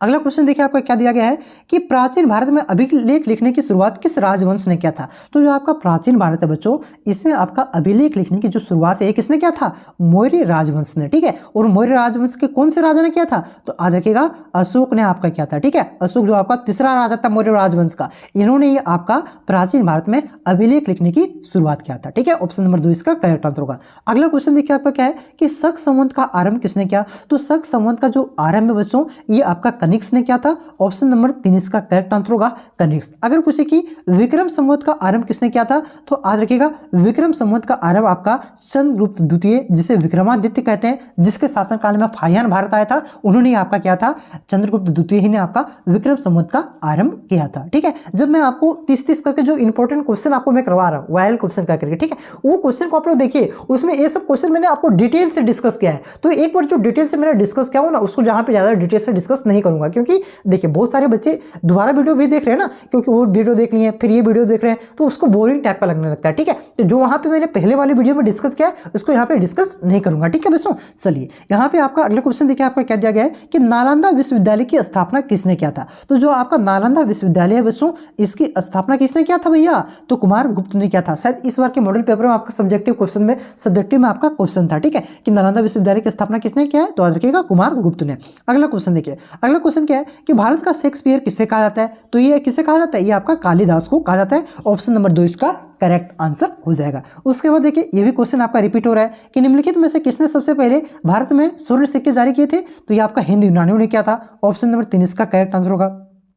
अगला क्वेश्चन देखिए, ये क्वेश्चन तो आपका लगभग 8 से 9 बार रिपीट हो चुका है कि महात्मा बुद्ध का जन्म कहाँ हुआ था। तो महात्मा बुद्ध का जन्म आपका नेपाल के लुम्बिनी में हुआ था। अगला क्वेश्चन देखिए आपका क्या है कि स्तूप का संबंध है। तो स्तूप का संबंध कौन से धर्म से है, तो इसका संबंध आपका बौद्ध धर्म से। कौन से धर्म से, तो याद रखिएगा बौद्ध धर्म से आपका स्तूप का संबंध है। ठीक है, यहाँ पे देखिए जैन धर्म, यहाँ पे टिक लगा हुआ है, मत देखिए टिक। एक क्वेश्चन किसी बच्चे ने हमको दिया है, तो उन्होंने जो पहले टिक लगा करके रखा है उस पर आपको ध्यान नहीं देना है, क्योंकि वो स्टूडेंट था भैया, उन्होंने बहुत सारे क्वेश्चन का आंसर गलत टिक करके रखा है। ठीक है, तो उस पर आपको ध्यान नहीं देना, मैं जो बता रहा हूँ उस पर आपको ध्यान देना। ठीक है, तो स्तूप का संबंध कौन से धर्म से है, बौद्ध धर्म से। अगला क्वेश्चन देखिए आपका क्या दिया हुआ है, जैन धर्म के प्रथम तीर्थंकर कौन थे। तो क्वेश्चन रिपीट हो रहा है, ऋषभदेव थे। और अंतिम कौन थे, महावीर थे। और 23 नंबर का कौन है, 23 नंबर में आपका था पारसनाथ। टोटल आपका 24 तीर्थंकर थे। ठीक है, तो पहला कौन था, तो ये आपका ऋषभदेव थे। अगला क्वेश्चन देखिए आपका क्या है कि महावीर के बचपन का नाम था। तो महावीर स्वामी के बचपन का नाम क्या था, आपका वर्धमान था। और जो आपका गौतम बुद्ध है, ठीक है, जो आपका गौतम बुद्ध है, इसके बचपन का नाम क्या था, सिद्धार्थ था। ठीक है, तो यहाँ पे पूछा महावीर, तो याद रखेगा वर्धमान। उसके बाद देखिए अगला क्वेश्चन क्या है कि किस पेड़ के नीचे महावीर को ज्ञान प्राप्त हुआ था। तो कौन से पेड़, तो ये आपका साल, ठीक है, साल पेड़ के नीचे आपका महावीर स्वामी को ज्ञान की प्राप्ति हुई थी। ऑप्शन नंबर 2 इसका करेक्ट आंसर होगा। अगर पूछे कि गौतम बुद्ध, ठीक है, गौतम बुद्ध को किस पेड़ के नीचे यहाँ पे आपका ज्ञान की प्राप्ति हुई थी, तो गौतम बुद्ध पूछे तब क्या हो जाएगा, पीपल, ठीक है। अगर महावीर स्वामी पूछे तब आपका साल होगा, ठीक है, कंफ्यूज नहीं करना है। गौतम बुद्ध पूछे तो क्या होगा, पीपल पेड़ के नीचे ज्ञान की प्राप्ति हुई थी। अगर महावीर स्वामी पूछे तो क्या होगा, साल के नीचे, ठीक है। तो ऑप्शन नंबर 2 इसका करेक्ट आंसर होगा। अगला क्वेश्चन देखिए क्या है कि सांची मध्य प्रदेश के किस शहर में स्थित है, ठीक है, तो ये आपका रायसेन जिला में स्थित है। ऑप्शन नंबर 3 इसका करेक्ट आंसर होगा। अगला क्वेश्चन देखिए, अगला क्वेश्चन आपका क्या पूछा था कि विजयनगर साम्राज्य की स्थापना हुई थी, तो कब हुआ था इसका स्थापना, आपका 1336 में। किसने किया था, हरिहर और बुक्का ने। अगला क्वेश्चन देखिए क्या है कि गोपुरम क्या है, तो गोपुरम क्या था, तो मंदिर का मुख्य प्रवेश द्वार को गोपुरम कहा जाता है। ऑप्शन नंबर 3 इसका करेक्ट आंसर होगा। अगला क्वेश्चन देखिए आपका क्या है कि प्रसिद्ध विरूपाक्ष मंदिर कहाँ स्थित है, तो ये क्वेश्चन कराया हुआ क्वेश्चन है, हम्पी में स्थित है। देखिए प्रीवियस ईयर ये रिपीट होता है भाई साहब, देखिए रिपीट हो रहा है किस तरह से। भक्ति आंदोलन को दक्षिण भारत से उत्तर भारत कौन लाया था, तो ये आपका रामानंद लेकर के आए थे। ऑप्शन नंबर 3 इसका करेक्ट आंसर होगा। अगला क्वेश्चन क्या है कि पाहन पूजे हरि मिले किसकी काव्य पंक्ति है, आप लोगों ने सुना होगा कि पाहन पूजे हरे मिले तो मैं पूजू पहाड़, इसी तरह से कोई काव्य पंक्ति है ना भाई, तो ये किसका काव्य पंक्ति है, तो ये आपका किसका काव्य पंक्ति है, तो ये आपका कबीर का है, ठीक है। ऑप्शन नंबर 4 इसका करेक्ट आंसर होगा, 28 का 4 हो जाएगा, ठीक है। उसके बाद देखिए अगला क्वेश्चन देखिए आपका क्या पूछा गया था कि किसका जन्म स्थान तालवंडी है, तो किसका जन्म हुआ था तालवंडी में, तो ये आपका गुरु नानक का जन्म हुआ था। ऑप्शन नंबर 2 इसका करेक्ट आंसर होगा। और गुरु नानक का जन्म तालवंडी में कब हुआ था, तो याद रखिएगा 1469 में, ठीक है। और गुरु नानक आपका सिखों के जो 10 गुरु है इसमें से पहला गुरु कौन थे, तो यही आपका गुरु नानक हुए थे जिसका जन्म 1469 में आपका तालवंडी में हुआ था, ठीक है। उसके बाद देखिए अगला क्वेश्चन क्या है कि बंगाल का प्रसिद्ध संत कौन था, तो बंगाल का प्रसिद्ध संत आपका चैतन्य महाप्रभु था। क्वेश्चन रिपीट हो रहा है, ठीक है। देखिए 40 जो आपका 2022 में क्वेश्चन आया था ना, उसमें से आप लोग देखिएगा 30 तो प्रीवियस ईयर क्वेश्चन है, इसी तरह से आता है, ठीक है। अगला क्वेश्चन देखिए, अगला क्वेश्चन क्या है कि खनका का क्या अर्थ है, तो खनका का अर्थ होता है आश्रम, ठीक है। ऑप्शन नंबर खनका का अर्थ क्या हो जाएगा, आश्रम हो जाएगा। ऑप्शन नंबर 1 इसका करेक्ट आंसर होगा। अगला क्वेश्चन क्या है कि निम्नलिखित में से कौन एक सूफी संत नहीं है, ठीक है, तो मीराबाई। मीराबाई आपका भक्ति संत है, ये आपका सूफी संत नहीं है। ऑप्शन नंबर 2 इसका करेक्ट आंसर होगा। उसके बाद देखिए अगला क्वेश्चन आपका क्या दिया गया है कि शेख निजामुद्दीन औलिया का दरगाह स्थित है, तो शेख देखिए आपको मैंने शुरू से ही बता रहा है, एक है आपका शेख मुजाहिदीन चिश्ती और एक है आपका शेख निजामुद्दीन औलिया, ठीक है। शेख मुजाहिदीन चिश्ती पूछे तो कहाँ हो जाएगा, तो शेख मुजाहिदीन चिश्ती का जो दरगाह है बच्चों ये आपका अजमेर में है। और निजामुद्दीन औलिया का दरगाह कहाँ है, इन्होंने कहा था दिल्ली अभी दूर है, तो दिल्ली में, ठीक है। ऑप्शन नंबर 2 इसका करेक्ट आंसर होगा। अगला क्वेश्चन देखिए आपका क्या है कि पानीपत का प्रथम युद्ध कब लड़ा गया, तो पानीपत का प्रथम युद्ध 1526 में लड़ा गया था। किसके किसके बीच, कमेंट करिए फटाक से, किसके बीच, इब्राहिम लोदी और बाबर के बीच, ठीक है। चलिए अगला क्वेश्चन देखिए आपका क्या है कि मुगल साम्राज्य के संस्थापक कौन थे, तो ये बबरा ने कब स्थापना किया था मुगल साम्राज्य का, 1526 में ही, ठीक है। बबरा ने आपका मुगल साम्राज्य की स्थापना किया था 1526 में।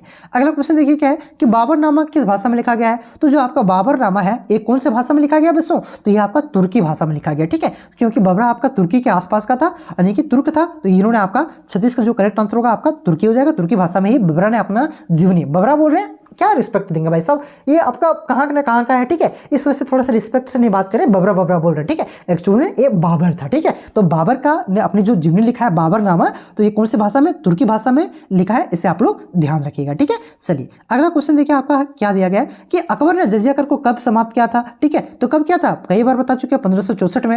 अगला क्वेश्चन देखिए क्या है कि अकबरनामा किसने लिखा है, तो अकबरनामा आपका अबुल फजल ने लिखा है, ठीक है। उसके बाद देखिए आपका 40वां क्वेश्चन क्या है बच्चों, 40वां क्वेश्चन है आपका कि सर्वप्रथम किस मुगल शासक ने तंबाकू का सेवन किया था, तो किसने तंबाकू का सेवन किया था, तो ये आपका अकबर ने किया था। और प्रतिबंध किसने लगाया था, तो जहांगीर ने, ठीक है। ध्यान रखिएगा प्रतिबंध, प्रतिबंध यानी कि बैन कर दिया था, तो बैन जहांगीर ने किया था, और सेवन यानी कि खाया था किसने पहली बार, अकबर ने, ठीक है। तो यहाँ पे पूछा था किसने खाया था यानी कि सेवन किया था, तो अकबर इसका करेक्ट आंसर हो जाएगा। तो ये आपका 40 क्वेश्चन हो गया। अब यहाँ पे हम लोग 2023 के क्वेश्चन को देखेंगे, ठीक है। 2023 में भी इसी प्रकार से आपका क्वेश्चन रिपीट हो रहा है। थोड़ा सा रुकिए, मोबाइल चार्ज यहाँ पे हम लगा लेते हैं क्योंकि 5% से कम हो गया, ठीक है। बहुत लंबा वीडियो हो गया ना भाई साहब, ठीक है। चलिए अब देखते हैं हम लोग यहाँ पे 2023 के क्वेश्चन को यहाँ पे हम लोग देखते हैं, ठीक है दोस्तों। देखिए 2023 में आपका भी 40 क्वेश्चन आपका पूछा गया था। तो देखिए 2023 में आपका क्वेश्चन क्या पूछा था कि हड़प्पा किस नदी के किनारे अवस्थित है। देखिए 2022 का भी पहला क्वेश्चन आपका क्या था भाई साहब, यही क्वेश्चन था कि हड़प्पा किस नदी के किनारे स्थित है। 2023 में भी यही क्वेश्चन पूछा, हो सके 2024 में भी पूछ दे, तो याद रखिएगा हड़प्पा आपका कौन सी नदी, रावी नदी के किनारे स्थित है, ठीक है। ऑप्शन नंबर 3 इसका करेक्ट आंसर हो जाएगा। उसके बाद देखिए अगला क्वेश्चन क्या है कि विक्टोरिया टर्मिनल किस स्थापित शैली का उदाहरण है? तो जो आपका विक्टोरिया टर्मिनल है बच्चों, ये आपका मुंबई का रेलवे स्टेशन है, ठीक है। ये आपका कौन से स्थापित शैली का उदाहरण है? तो ये आपका नवगाथिक शैली का उदाहरण है। ऑप्शन नंबर 1 इसका करेक्ट आंसर होगा, नवगाथिक शैली। और याद रखिएगा, ये जो आपका विक्टोरिया टर्मिनल है, इसकी स्थापना कब किया गया था? ये कब बना था भाई साहब? तो ये आपका 1887 में बना था, ठीक है। चलिए, और ये कौन सी शैली का उदाहरण है? तो आप देखिएगा, नवगाथिक शैली का उदाहरण है। देखिए यहाँ पे चार्ज लगाने से कुछ आपको इड़ी आवाज आ रहा होगा, तो उसको थोड़ा इग्नोर कीजिए, ठीक है,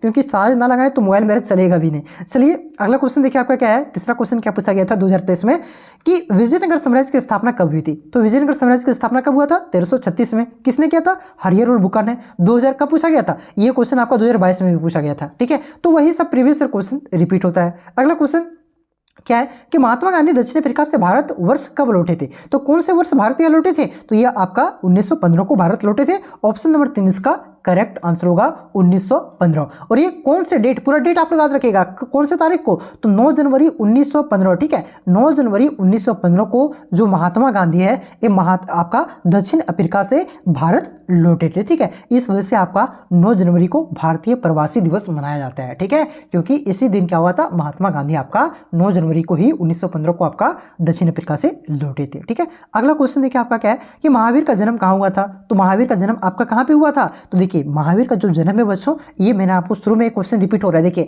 वैशाली के निकट जो आपका कुंडल ग्राम है, वहीं पे आपका क्या हुआ था? महावीर का जन्म हुआ था। तो देखिए वहां पे वैशाली ऑप्शन में नहीं है, तो मैंने बताया था आपको, वैशाली अगर ऑप्शन में ना रहे तो क्या करना है? कुंडल 1 टिक कर देना है, ठीक है। तो ऑप्शन नंबर 3 इसका करेक्ट आंसर होगा, कुंडल 1। अगर पूछे कि लुम्बिनी में किसका जन्म हुआ था? तो महात्मा बुद्ध का जन्म लुम्बिनी में, और महावीर का जन्म आपका कुंडल 1 वैशाली के निकट, ठीक है। अगला क्वेश्चन देखिए। अगला क्वेश्चन क्या है कि आयनकर व्यवस्था संबंधित थी, तो कौन से साम्राज्य से? ये भी क्वेश्चन रिपीट हो रहा है, विजयनगर साम्राज्य से। अगला क्वेश्चन देखिए क्या है कि संविधान सभा के अस्थायी अध्यक्ष कौन थे? तो पहले ही बताया आपका, डॉक्टर राजेंद्र प्रसाद अस्थायी अध्यक्ष थे। अगला क्वेश्चन देखिए आपका क्या दिया गया है कि भारत के राष्ट्रीय गान कौन सा है? तो राष्ट्रीय गान कौन सा है भारत का? तो यह आपका जन गण मन अधिनायक जय हो, ठीक है। ये तो आप लोगों ने गाया होगा ना, तो यह आपका भारत का क्या है? राष्ट्रीय गान है। ऑप्शन नंबर 40 का करेक्ट आंसर होगा। और ये जन गण मन अधिनायक जय है, इस गीत को, मतलब इस गान को किसने लिखा? भारत के राष्ट्रीय गान को तो रविंद्रनाथ टैगोर ने लिखा है, ठीक है। अगर पूछे कि राष्ट्रीय गीत कौन सा है, तो राष्ट्रीय गीत आपका वंदे मातरम है। वंदे मातरम क्या है? राष्ट्रीय गीत है, ठीक है। यहाँ पे मैं लिख देता हूँ ताकि कंफ्यूज ना हो। गीत पूछे तो क्या हो जाएगा? वंदे मातरम। अगर राष्ट्रीय गान पूछे तो क्या हो जाएगा आपका? जन गण मन अधिनायक जय, ठीक है। अगला क्वेश्चन देखिए। अगला क्वेश्चन क्या है कि आईने अकबरी की रचना किसने किया है? तो इसकी रचना आपका अबुल फजल ने किया है। आईने अकबरी और अकबरनामा दोनों आपका एक ही है, इसकी रचना आपका किसने किया? तो अबुल फजल ने किया, ठीक है। अगला क्वेश्चन देखिए। अगला क्वेश्चन आपका क्या है दिया है कि गांधी जी के राजनीतिक गुरु कौन थे? तो गांधी जी के राजनीतिक गुरु आपका गोपाल कृष्ण गोखले थे, ठीक है। ऑप्शन नंबर 2 इसका करेक्ट आंसर होगा। अगला क्वेश्चन आपका क्या है कि अशोक के अभिलेखों में कितने प्रकार के प्रांतों का उल्लेख मिलता है? तो जो आपका अशोक का अभिलेख है बच्चों, इसमें कितने प्रकार के प्रांतों का उल्लेख मिलता है? तो इसमें आपका 5 प्रकार, ठीक है। कौन से ऑप्शन में? ऑप्शन नंबर 3 में, ठीक है। और 5 प्रकार के प्रांतों का उल्लेख मिलता है। ऑप्शन नंबर 3 इसका करेक्ट आंसर होगा। अगला क्वेश्चन क्या है कि भारत की जो संसदीय प्रणाली है, ये किस देश से लिया गया है? तो भारत का जो संसदीय प्रणाली है, ये आपका ब्रिटेन से लिया गया, ठीक है, अंग्रेजों से। ऑप्शन नंबर 2 इसका करेक्ट आंसर होगा। अगर पूछे कि मौलिक अधिकार किससे लिया गया है, ये भी क्वेश्चन बड़ी पूछता है, ठीक है। याद रखिएगा, बहुत ही वीवीआई है, इस बार यही पूछ दे तो याद रखिएगा। जो आपका मौलिक अधिकार है बच्चों, ये आपका अमेरिका से लिया गया है। मौलिक कर्तव्य, ठीक है, एक होता है मौलिक अधिकार अमेरिका से, एक होता है मौलिक कर्तव्य आपका रूस से, ठीक है। और भारत का जो संसदीय प्रणाली है, ब्रिटेन से। अगला क्वेश्चन देखिए आपका क्या है कि फूट डालकर विजय प्राप्त करने का कार्य सर्वप्रथम किस राजा ने किया था? तो 2012 में क्वेश्चन आया था, 2023 में भी आया है। देखिए किसने क्या था? अजातशत्रु ने। कौन से वंश का राजा था? हर्यक वंश का। अगला क्वेश्चन देखिए आपका क्या है कि भारतीय राष्ट्रीय कांग्रेस की संस्थापक कौन थे? तो भारतीय राष्ट्रीय कांग्रेस की स्थापना किसने किया है? कई बार बता चुके हैं, ये वो ह्यूम ने। अगला क्वेश्चन देखिए आपका क्या है कि सिंधु घाटी सभ्यता का समाज का स्वरूप था, तो कैसा स्वरूप था इसका? तो ये आपका मातृसत्तात्मक था। ऑप्शन नंबर 1 इसका करेक्ट आंसर होगा। अगला क्वेश्चन है कि धम्म की नीति की शुरुआत किसने किया था? तो ये आपका अशोक ने किया था। ऑप्शन नंबर 4 इसका करेक्ट आंसर होगा। और धम्म की नीति की भाषा क्या थी? तो ये आपका प्राकृत भाषा था, ठीक है, ध्यान रखिएगा। अगला क्वेश्चन देखिए। अगला क्वेश्चन क्या है कि गेटवे ऑफ इंडिया का निर्माण कब किया गया था? पहले ये बताइए कि गेटवे ऑफ इंडिया कहाँ है? तो गेटवे ऑफ इंडिया आपका मुंबई में है, ठीक है। ये इंडिया गेट नहीं, इंडिया गेट एक है, इंडिया गेट आपका दिल्ली में है, और एक आपका गेटवे ऑफ इंडिया आपका मुंबई में है। और इसका जो निर्माण है बच्चों, ये कब किया गया था? तो 1911 में, ठीक है। तो ऑप्शन नंबर 2 इसका करेक्ट आंसर होगा, 1911 1911। उसके बाद देखिए अगला क्वेश्चन क्या था कि जीतल क्या था, तो जीतल क्या था बच्चों, तो जीतल आपका सिक्का था। ठीक है, ऑप्शन नंबर 2 इसका करेक्ट आंसर होगा सिक्का। जो तांबे का सिक्का हुआ करता था उसी को क्या कहा जाता था, जीतल कहा जाता था दिल्ली सल्तनत यानी कि सल्तनत काल में। ठीक है, तो याद रखिएगा जीतल क्या था, सिक्का था। और कौन धातु का सिक्का था, तो तांबे का सिक्का था। अगला क्वेश्चन देखिए, अगला क्वेश्चन क्या पूछा था कि प्लासी की लड़ाई कब हुई थी, तो प्लासी की लड़ाई कब हुआ था, 1757 में। ठीक है, ऑप्शन नंबर 1 इसका करेक्ट आंसर होगा। अगला क्वेश्चन क्या है कि महाभारत की रचना किसने किया, तो ये आपका महर्षि वेदव्यास ने किया था। अगला क्वेश्चन देखिए आपका क्या दिया हुआ है बच्चों, किस नंबर आईने अकबरी को कितने भागों में विभक्त किया गया। देखिए इससे पहले क्वेश्चन क्या था कि जो आपका आईने अकबरी है ये टोटल इसकी रचना किसने किया है, तो इसकी रचना आपका किसने किया था, तो इसकी रचना आपका अबुल फजल ने किया था। और इसी साल अभी 2023 में ही आपका क्वेश्चन क्या पूछा है कि आईने अकबरी कितने भागों में विभक्त था, तो जो आपका आईने अकबरी है बच्चों ये आपका टोटल 5 भागों में विभक्त था। ठीक है, अगर अकबरनामा पूछे तो याद रखिएगा अकबरनामा आपका 3 भागों में विभक्त था, तीसरा भाग को ही आपका आईने अकबरी कहा जाता है और यही आईने अकबरी आपका आगे चल करके 5 भागों में बढ़ता है यानी कि 5 भागों में विभाजित होता है। ठीक है, अगला क्वेश्चन देखिए, अगला क्वेश्चन क्या है कि विजयनगर की स्थानीय मातृ देवी कौन थे, तो विजयनगर का जो स्थानीय मातृ देवी है ये आपका पंपा देवी था। ऑप्शन नंबर 2 इसका करेक्ट आंसर होगा। ठीक है, अगला क्वेश्चन देखिए, अगला क्वेश्चन क्या है कि दामिनीय को कहा जाता है, तो दामिनीय को किसे कहा जाता है, तो जो आपका संथाल परगना का क्षेत्र है, ठीक है, ये आपका दामिनीय को कहा जाता है। ऑप्शन नंबर 4 इसका करेक्ट आंसर होगा। ये भी क्वेश्चन पूछता है कि दामिनीय को क्या था, तो याद रखिएगा दामिनीय को आपका क्षेत्र था यानी कि भूभाग था। ठीक है, और ये कौन सा भूभाग था, तो जो आपका संथाल परगना का जो क्षेत्र है बच्चों वही भूभाग आपका दामिनीय को कहलाता था। ठीक है, अगला क्वेश्चन देखिए, अगला क्वेश्चन आपका क्या है कि भारत में प्रचलित सती प्रथा का उल्लेख किस विदेशी यात्री ने किया है, तो भारत में जो आपका प्रचलित सती प्रथा है इसका उल्लेख किसने किया है, तो इसका उल्लेख आपका फ्रांसवा बर्नियर ने किया है। ठीक है, ऑप्शन नंबर 1 इसका करेक्ट आंसर होगा। अगला क्वेश्चन देखिए आपका क्या है कि बंगाल विभाजन हुआ था, बंगाल विभाजन कब हुआ था, तो बंगाल विभाजन आपका 1905 में हुआ था। किसने किया था, लॉर्ड कर्जन ने। यहाँ पे लिख देता हूँ, याद रखिएगा लॉर्ड कर्जन ने 1905 में बंगाल विभाजन की घोषणा किया था। और बंगाल विभाजन की जो घोषणा 1905 में किया गया था उसकी रद्द कब किया जाता है, तो उसे रद्द आपका 1911 में किया जाता है। इसे भी आप लोग ध्यान रखिएगा। ठीक है, चलिए बंगाल विभाजन कब किया गया था, 1905 में, और किसने किया था, कर्जन ने। और इसे रद्द करने की घोषणा कब की गई थी, तो 1911 में। ठीक है, अगला क्वेश्चन देखिए क्या है कि फोर्ट सेंट जॉर्ज की स्थापना कहाँ हुई थी, तो जो आपको फोर्ट सेंट जॉर्ज है बच्चों ये इसकी स्थापना कहाँ पे हुआ था, तो ये मद्रास में हुआ था। कब हुआ था, तो याद रखिएगा 1644 में। ठीक है, अगला क्वेश्चन देखिए, अगला क्वेश्चन आपका क्या है कि ऑपरेशन पोलो के द्वारा किस देशी रियासत को भारतीय संघ का अंग बनाया गया, तो ऑपरेशन पोलो के द्वारा जो आपका हैदराबाद देशी रियासत है, हैदराबाद आपका भारत में नहीं मिलना चाहता था। ये देखिए यहाँ पे समझिएगा, देखिए ये जो आपका भारत है ना बच्चों, जब 1947 में भारत आज़ाद हो रहा था तो पूरे भारत में आपका 565 से भी ज़्यादा देशी रियासत था। ठीक है, तो लगभग सारा, एक जम्मू कश्मीर, एक हैदराबाद और एक आपका जूनागढ़ है। ठीक है, ये 3 भारत में नहीं मिलना चाहता था। ये बोलता था नहीं हम अपन अलग देश बनाएंगे, तब इधर से सरदार पटेल किसी ये ले गया, आए तुम अलग देश बनाएगा, हमारे देश को एकता के सूत्र में हम बांधना चाहते हैं और तुम अलग देश बनाना चाहता है, देश का टुकड़ा करना चाहता है। एकदम स्टार्ट किया ऑपरेशन पोलो। ठीक है, एकदम सिविलियन ड्रेस यानी कि जिस प्रकार से आम आदमी कपड़ा पहनता है उस प्रकार से कपड़ा पहना करके भेज दिया कहाँ पे, हैदराबाद। और हैदराबाद में वहाँ की जो सैनिक था उसको इतना कूटा, वहाँ के निजाम को इतना कूटा कि हाँ वो बोलने लगा कि हाँ मिल जाएंगे, भारत में मिल जाएंगे। ठीक है, तो याद रखिएगा कौन से ऑपरेशन पोलो के तहत किसे मिलाया गया था, तो हैदराबाद का। ठीक है, चलिए अगला क्वेश्चन देखिए आपका क्या दिया गया है कि भारत के अंतिम वायसराय किसे माना जाता है, तो भारत का जो अंतिम वायसराय है ये आपका लॉर्ड माउंटबेटन को माना जाता है। ऑप्शन नंबर 2 इसका करेक्ट आंसर होगा। अगला क्वेश्चन देखिए आपका क्या है कि करो या मरो का नारा किसने दिया था, तो जो आपका करो या मरो का नारा बच्चों ये आपका महात्मा गांधी ने दिया था। ठीक है, कौन से आंदोलन के तहत दिया था, तो जो भारत आंदोलन छोड़ो। ठीक है, भारत छोड़ो आंदोलन कब शुरू हुआ था, 1942 में। ठीक है, तो ये भारत छोड़ो आंदोलन के दौरान ही करो या मरो का नारा आपका महात्मा गांधी ने दिया था। अगला क्वेश्चन देखिए आपका क्या दिया गया कि काला कानून किसे कहा जाता है, तो अभी शुरू में बताए थे जो रोलेट एक्ट है जो कि 1919 में आया था, इसे आपका काला कानून कहा जाता है। ठीक है, तो ऑप्शन नंबर 4 इसका करेक्ट आंसर होगा रोलेट एक्ट। अगला क्वेश्चन देखिए आपका क्या है कि भारत आने वाले प्रथम यूरोपियन कौन थे, तो भारत आने वाले जो आपके प्रथम यूरोपियन थे ये कौन थे, तो ये आपका पुर्तगाली थे। ठीक है, पुर्तगाल के कौन से व्यक्ति भारत आया था, वास्को डी गामा पहली बार भारत आया था।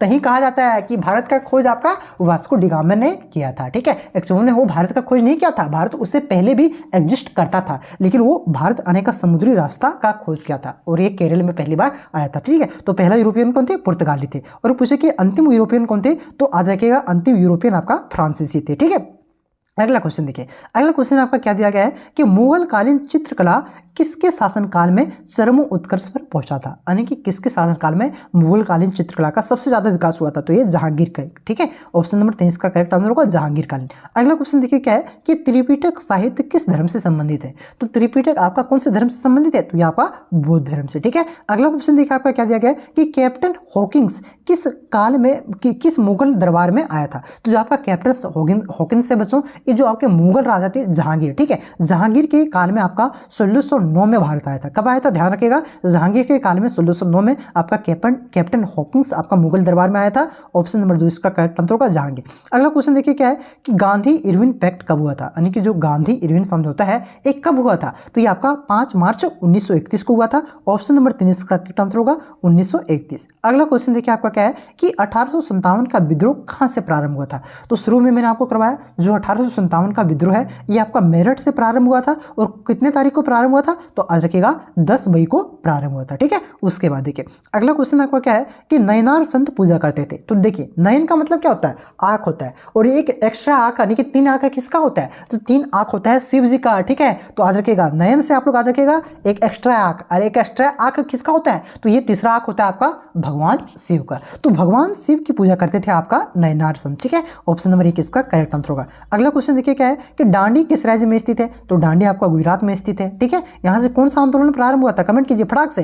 अगला क्वेश्चन देखिए, अगला क्वेश्चन क्या है कि जजिया कर किससे लिया जाता था, तो ये आपका धीमियों से लिया जाता था, ठीक है। ऑप्शन नंबर 4 इसका करेक्ट आंसर होगा। क्वेश्चन रिपीट हो रहा है। अगला क्वेश्चन देखिए 40 नंबर का क्वेश्चन क्या है कि हाथी गुफा अभिलेख किससे संबंधित है, तो हाथी गुफा अभिलेख आपका किससे संबंधित है, तो ये आपका संबंधित है खारवेल से, और इसी हाथी गुफा अभिलेख से आपका क्या मिलता है जानकारी, तो इससे आपका कलिंग युद्ध, किससे, कलिंग युद्ध की जानकारी आपका हाथी गुफा अभिलेख से मिलता है, ठीक है बच्चों। तो यहाँ पे मैंने जो आपका PYQ यानी कि प्रीवियस ईयर क्वेश्चन था ये मैंने आपको करवाया ऑब्जेक्टिव क्वेश्चन, और सब्जेक्टिव में भी आप लोग देखिएगा ना एक ही क्वेश्चन 4-5 बार रिपीट हुआ है, तो सब्जेक्टिव क्वेश्चन का भी आपका वीडियो आएगा। एक वीडियो में तो सब्जेक्टिव क्वेश्चन करना संभव नहीं है, तो उसका आपका 3 वीडियो आएगा प्रीवियस ईयर क्वेश्चन का, ठीक है आपका। और वहाँ पे जिस प्रकार से यहाँ पे मैंने आपको दिखा दिया कि एक ही क्वेश्चन कितना बार रिपीट हुआ है, देखो वहाँ पे नहीं दिखाऊंगा, डायरेक्ट क्वेश्चन लिखूंगा, उसके बगल में लिख दूंगा कि ये क्वेश्चन आपका 2023 में आया हुआ है, 2020 में आया हुआ है, 2018 में आया है, इस प्रकार से वहाँ पे मैं आपको क्वेश्चन लिखूंगा, उसके बगल में लिख दूंगा, ठीक है। इस प्रकार से आपका करूंगा, एक ही क्वेश्चन को बार बार नहीं दिखाऊंगा कि ये क्वेश्चन तब आया, ठीक है। वहां पे डायरेक्ट क्वेश्चन लिखूंगा और उसके बगल में लिख दूंगा कि 2023 में आया है, 2020 में आया है क्वेश्चन, और ये क्वेश्चन आपका 2018 में आया हुआ है। तो प्रीवियस ईयर क्वेश्चन का जो सब्जेक्टिव क्वेश्चन है बच्चों वो भी इसी प्रकार से रिपीट होता है, ठीक है। तो उसका मैं आपको 3 से 4 वीडियो लेकर आऊंगा, ठीक है। देखिए कितना वीडियो में आपका कवर होता है। फर्स्ट आपका 2 नंबरिया क्वेश्चन लेकर आऊंगा, फिर आपका 3 नंबरिया क्वेश्चन लेकर आऊंगा, फिर आपका 5 नंबरिया क्वेश्चन लेकर के आऊंगा, ठीक है। और इसी प्रकार से आपका ज्योग्राफी का भी प्रीवियस ईयर क्वेश्चन, आपका हिस्ट्री का तो करवा ही दिया आपको, आपका पॉलिटी का भी करवाऊंगा, इकोनॉमिक्स का भी करवाऊंगा, और जो आपका हिंदी इलेक्टिव है तो आपका इंग्लिश कोर है, ठीक है, उसका भी मैं यहाँ पे आपको करवाने वाला हूँ। और आपको और कौन सब्जेक्ट का चाहिए वो भी आप लोग कमेंट कीजिएगा। और प्लीज़ बच्चों मैंने इतना मेहनत आप लोग के लिए कर रहा हूँ, सारा क्वेश्चन को इकट्ठा करवा रहा हूँ, 1 घंटे का वीडियो बना रहा हूँ। देखिए गला आपका पूरा सूख गया है, पानी बार बार पीना पड़ रहा है, ठीक है, बार बार पानी पीना पड़ रहा है। तो इतना मेहनत मैं आपके लिए कर रहा हूँ, तो आपका भी थोड़ा सा फर्ज बनता है। प्लीज़ रिक्वेस्ट आप लोग इस वीडियो को आप लोग दोस्तों में ज़्यादा से ज़्यादा शेयर कीजिएगा, और चैनल पे नए हैं तो सब्सक्राइब जरूर कीजिएगा, ठीक है, क्योंकि आपका बेहतरीन तैयारी इस चैनल के माध्यम से आपको करवाया जा रहा है। कोई भी कोर्स खरीदने की जरूरत नहीं है, ये आपको पहला ऐसा चैनल मिलेगा, फ्री चैनल मिलेगा जिसमें आपको सारा कुछ फ्री कंटेंट उपलब्ध करवाया जा रहा है। ऐसा नहीं बीच में कहें ये मेरा कोर्स खरीद लो ना 200 टका लेंगे, ये मेरा कोर्स खरीद लो ना 300 टका लेंगे और ये 45 दिन में टॉपर बन जाऊंगा, ऐसा कुछ भी नहीं है, ठीक है। मैं आपको वही सब क्वेश्चन करवा रहा हूँ और फ्री में सारा कुछ कंटेंट आपको करवा रहा हूँ। PDF भी आपका मॉडल पेपर का मैंने टेलीग्राम ग्रुप में दे दिया है, फ्री में सारा कुछ, ठीक है। तो आप लोग वहाँ से जाइए, अपने ये फ्री का फायदा उठाइए, और फ्री पढ़ा रहे हैं तो आपका भी फर्ज बनता है कि आप लोग भी इस चैनल को दोस्तों में ज़्यादा से ज़्यादा शेयर करेंगे, और चैनल पे नए हैं तो सब्सक्राइब जरूर करेंगे, ठीक है बच्चों। तो चलिए मिलते हैं नेक्स्ट वीडियो में, कमेंट करके जरूर बताइएगा कि वीडियो आपको कैसा लगा। तब तक के लिए जय हिंद, जय भारत, जोहार झारखंड।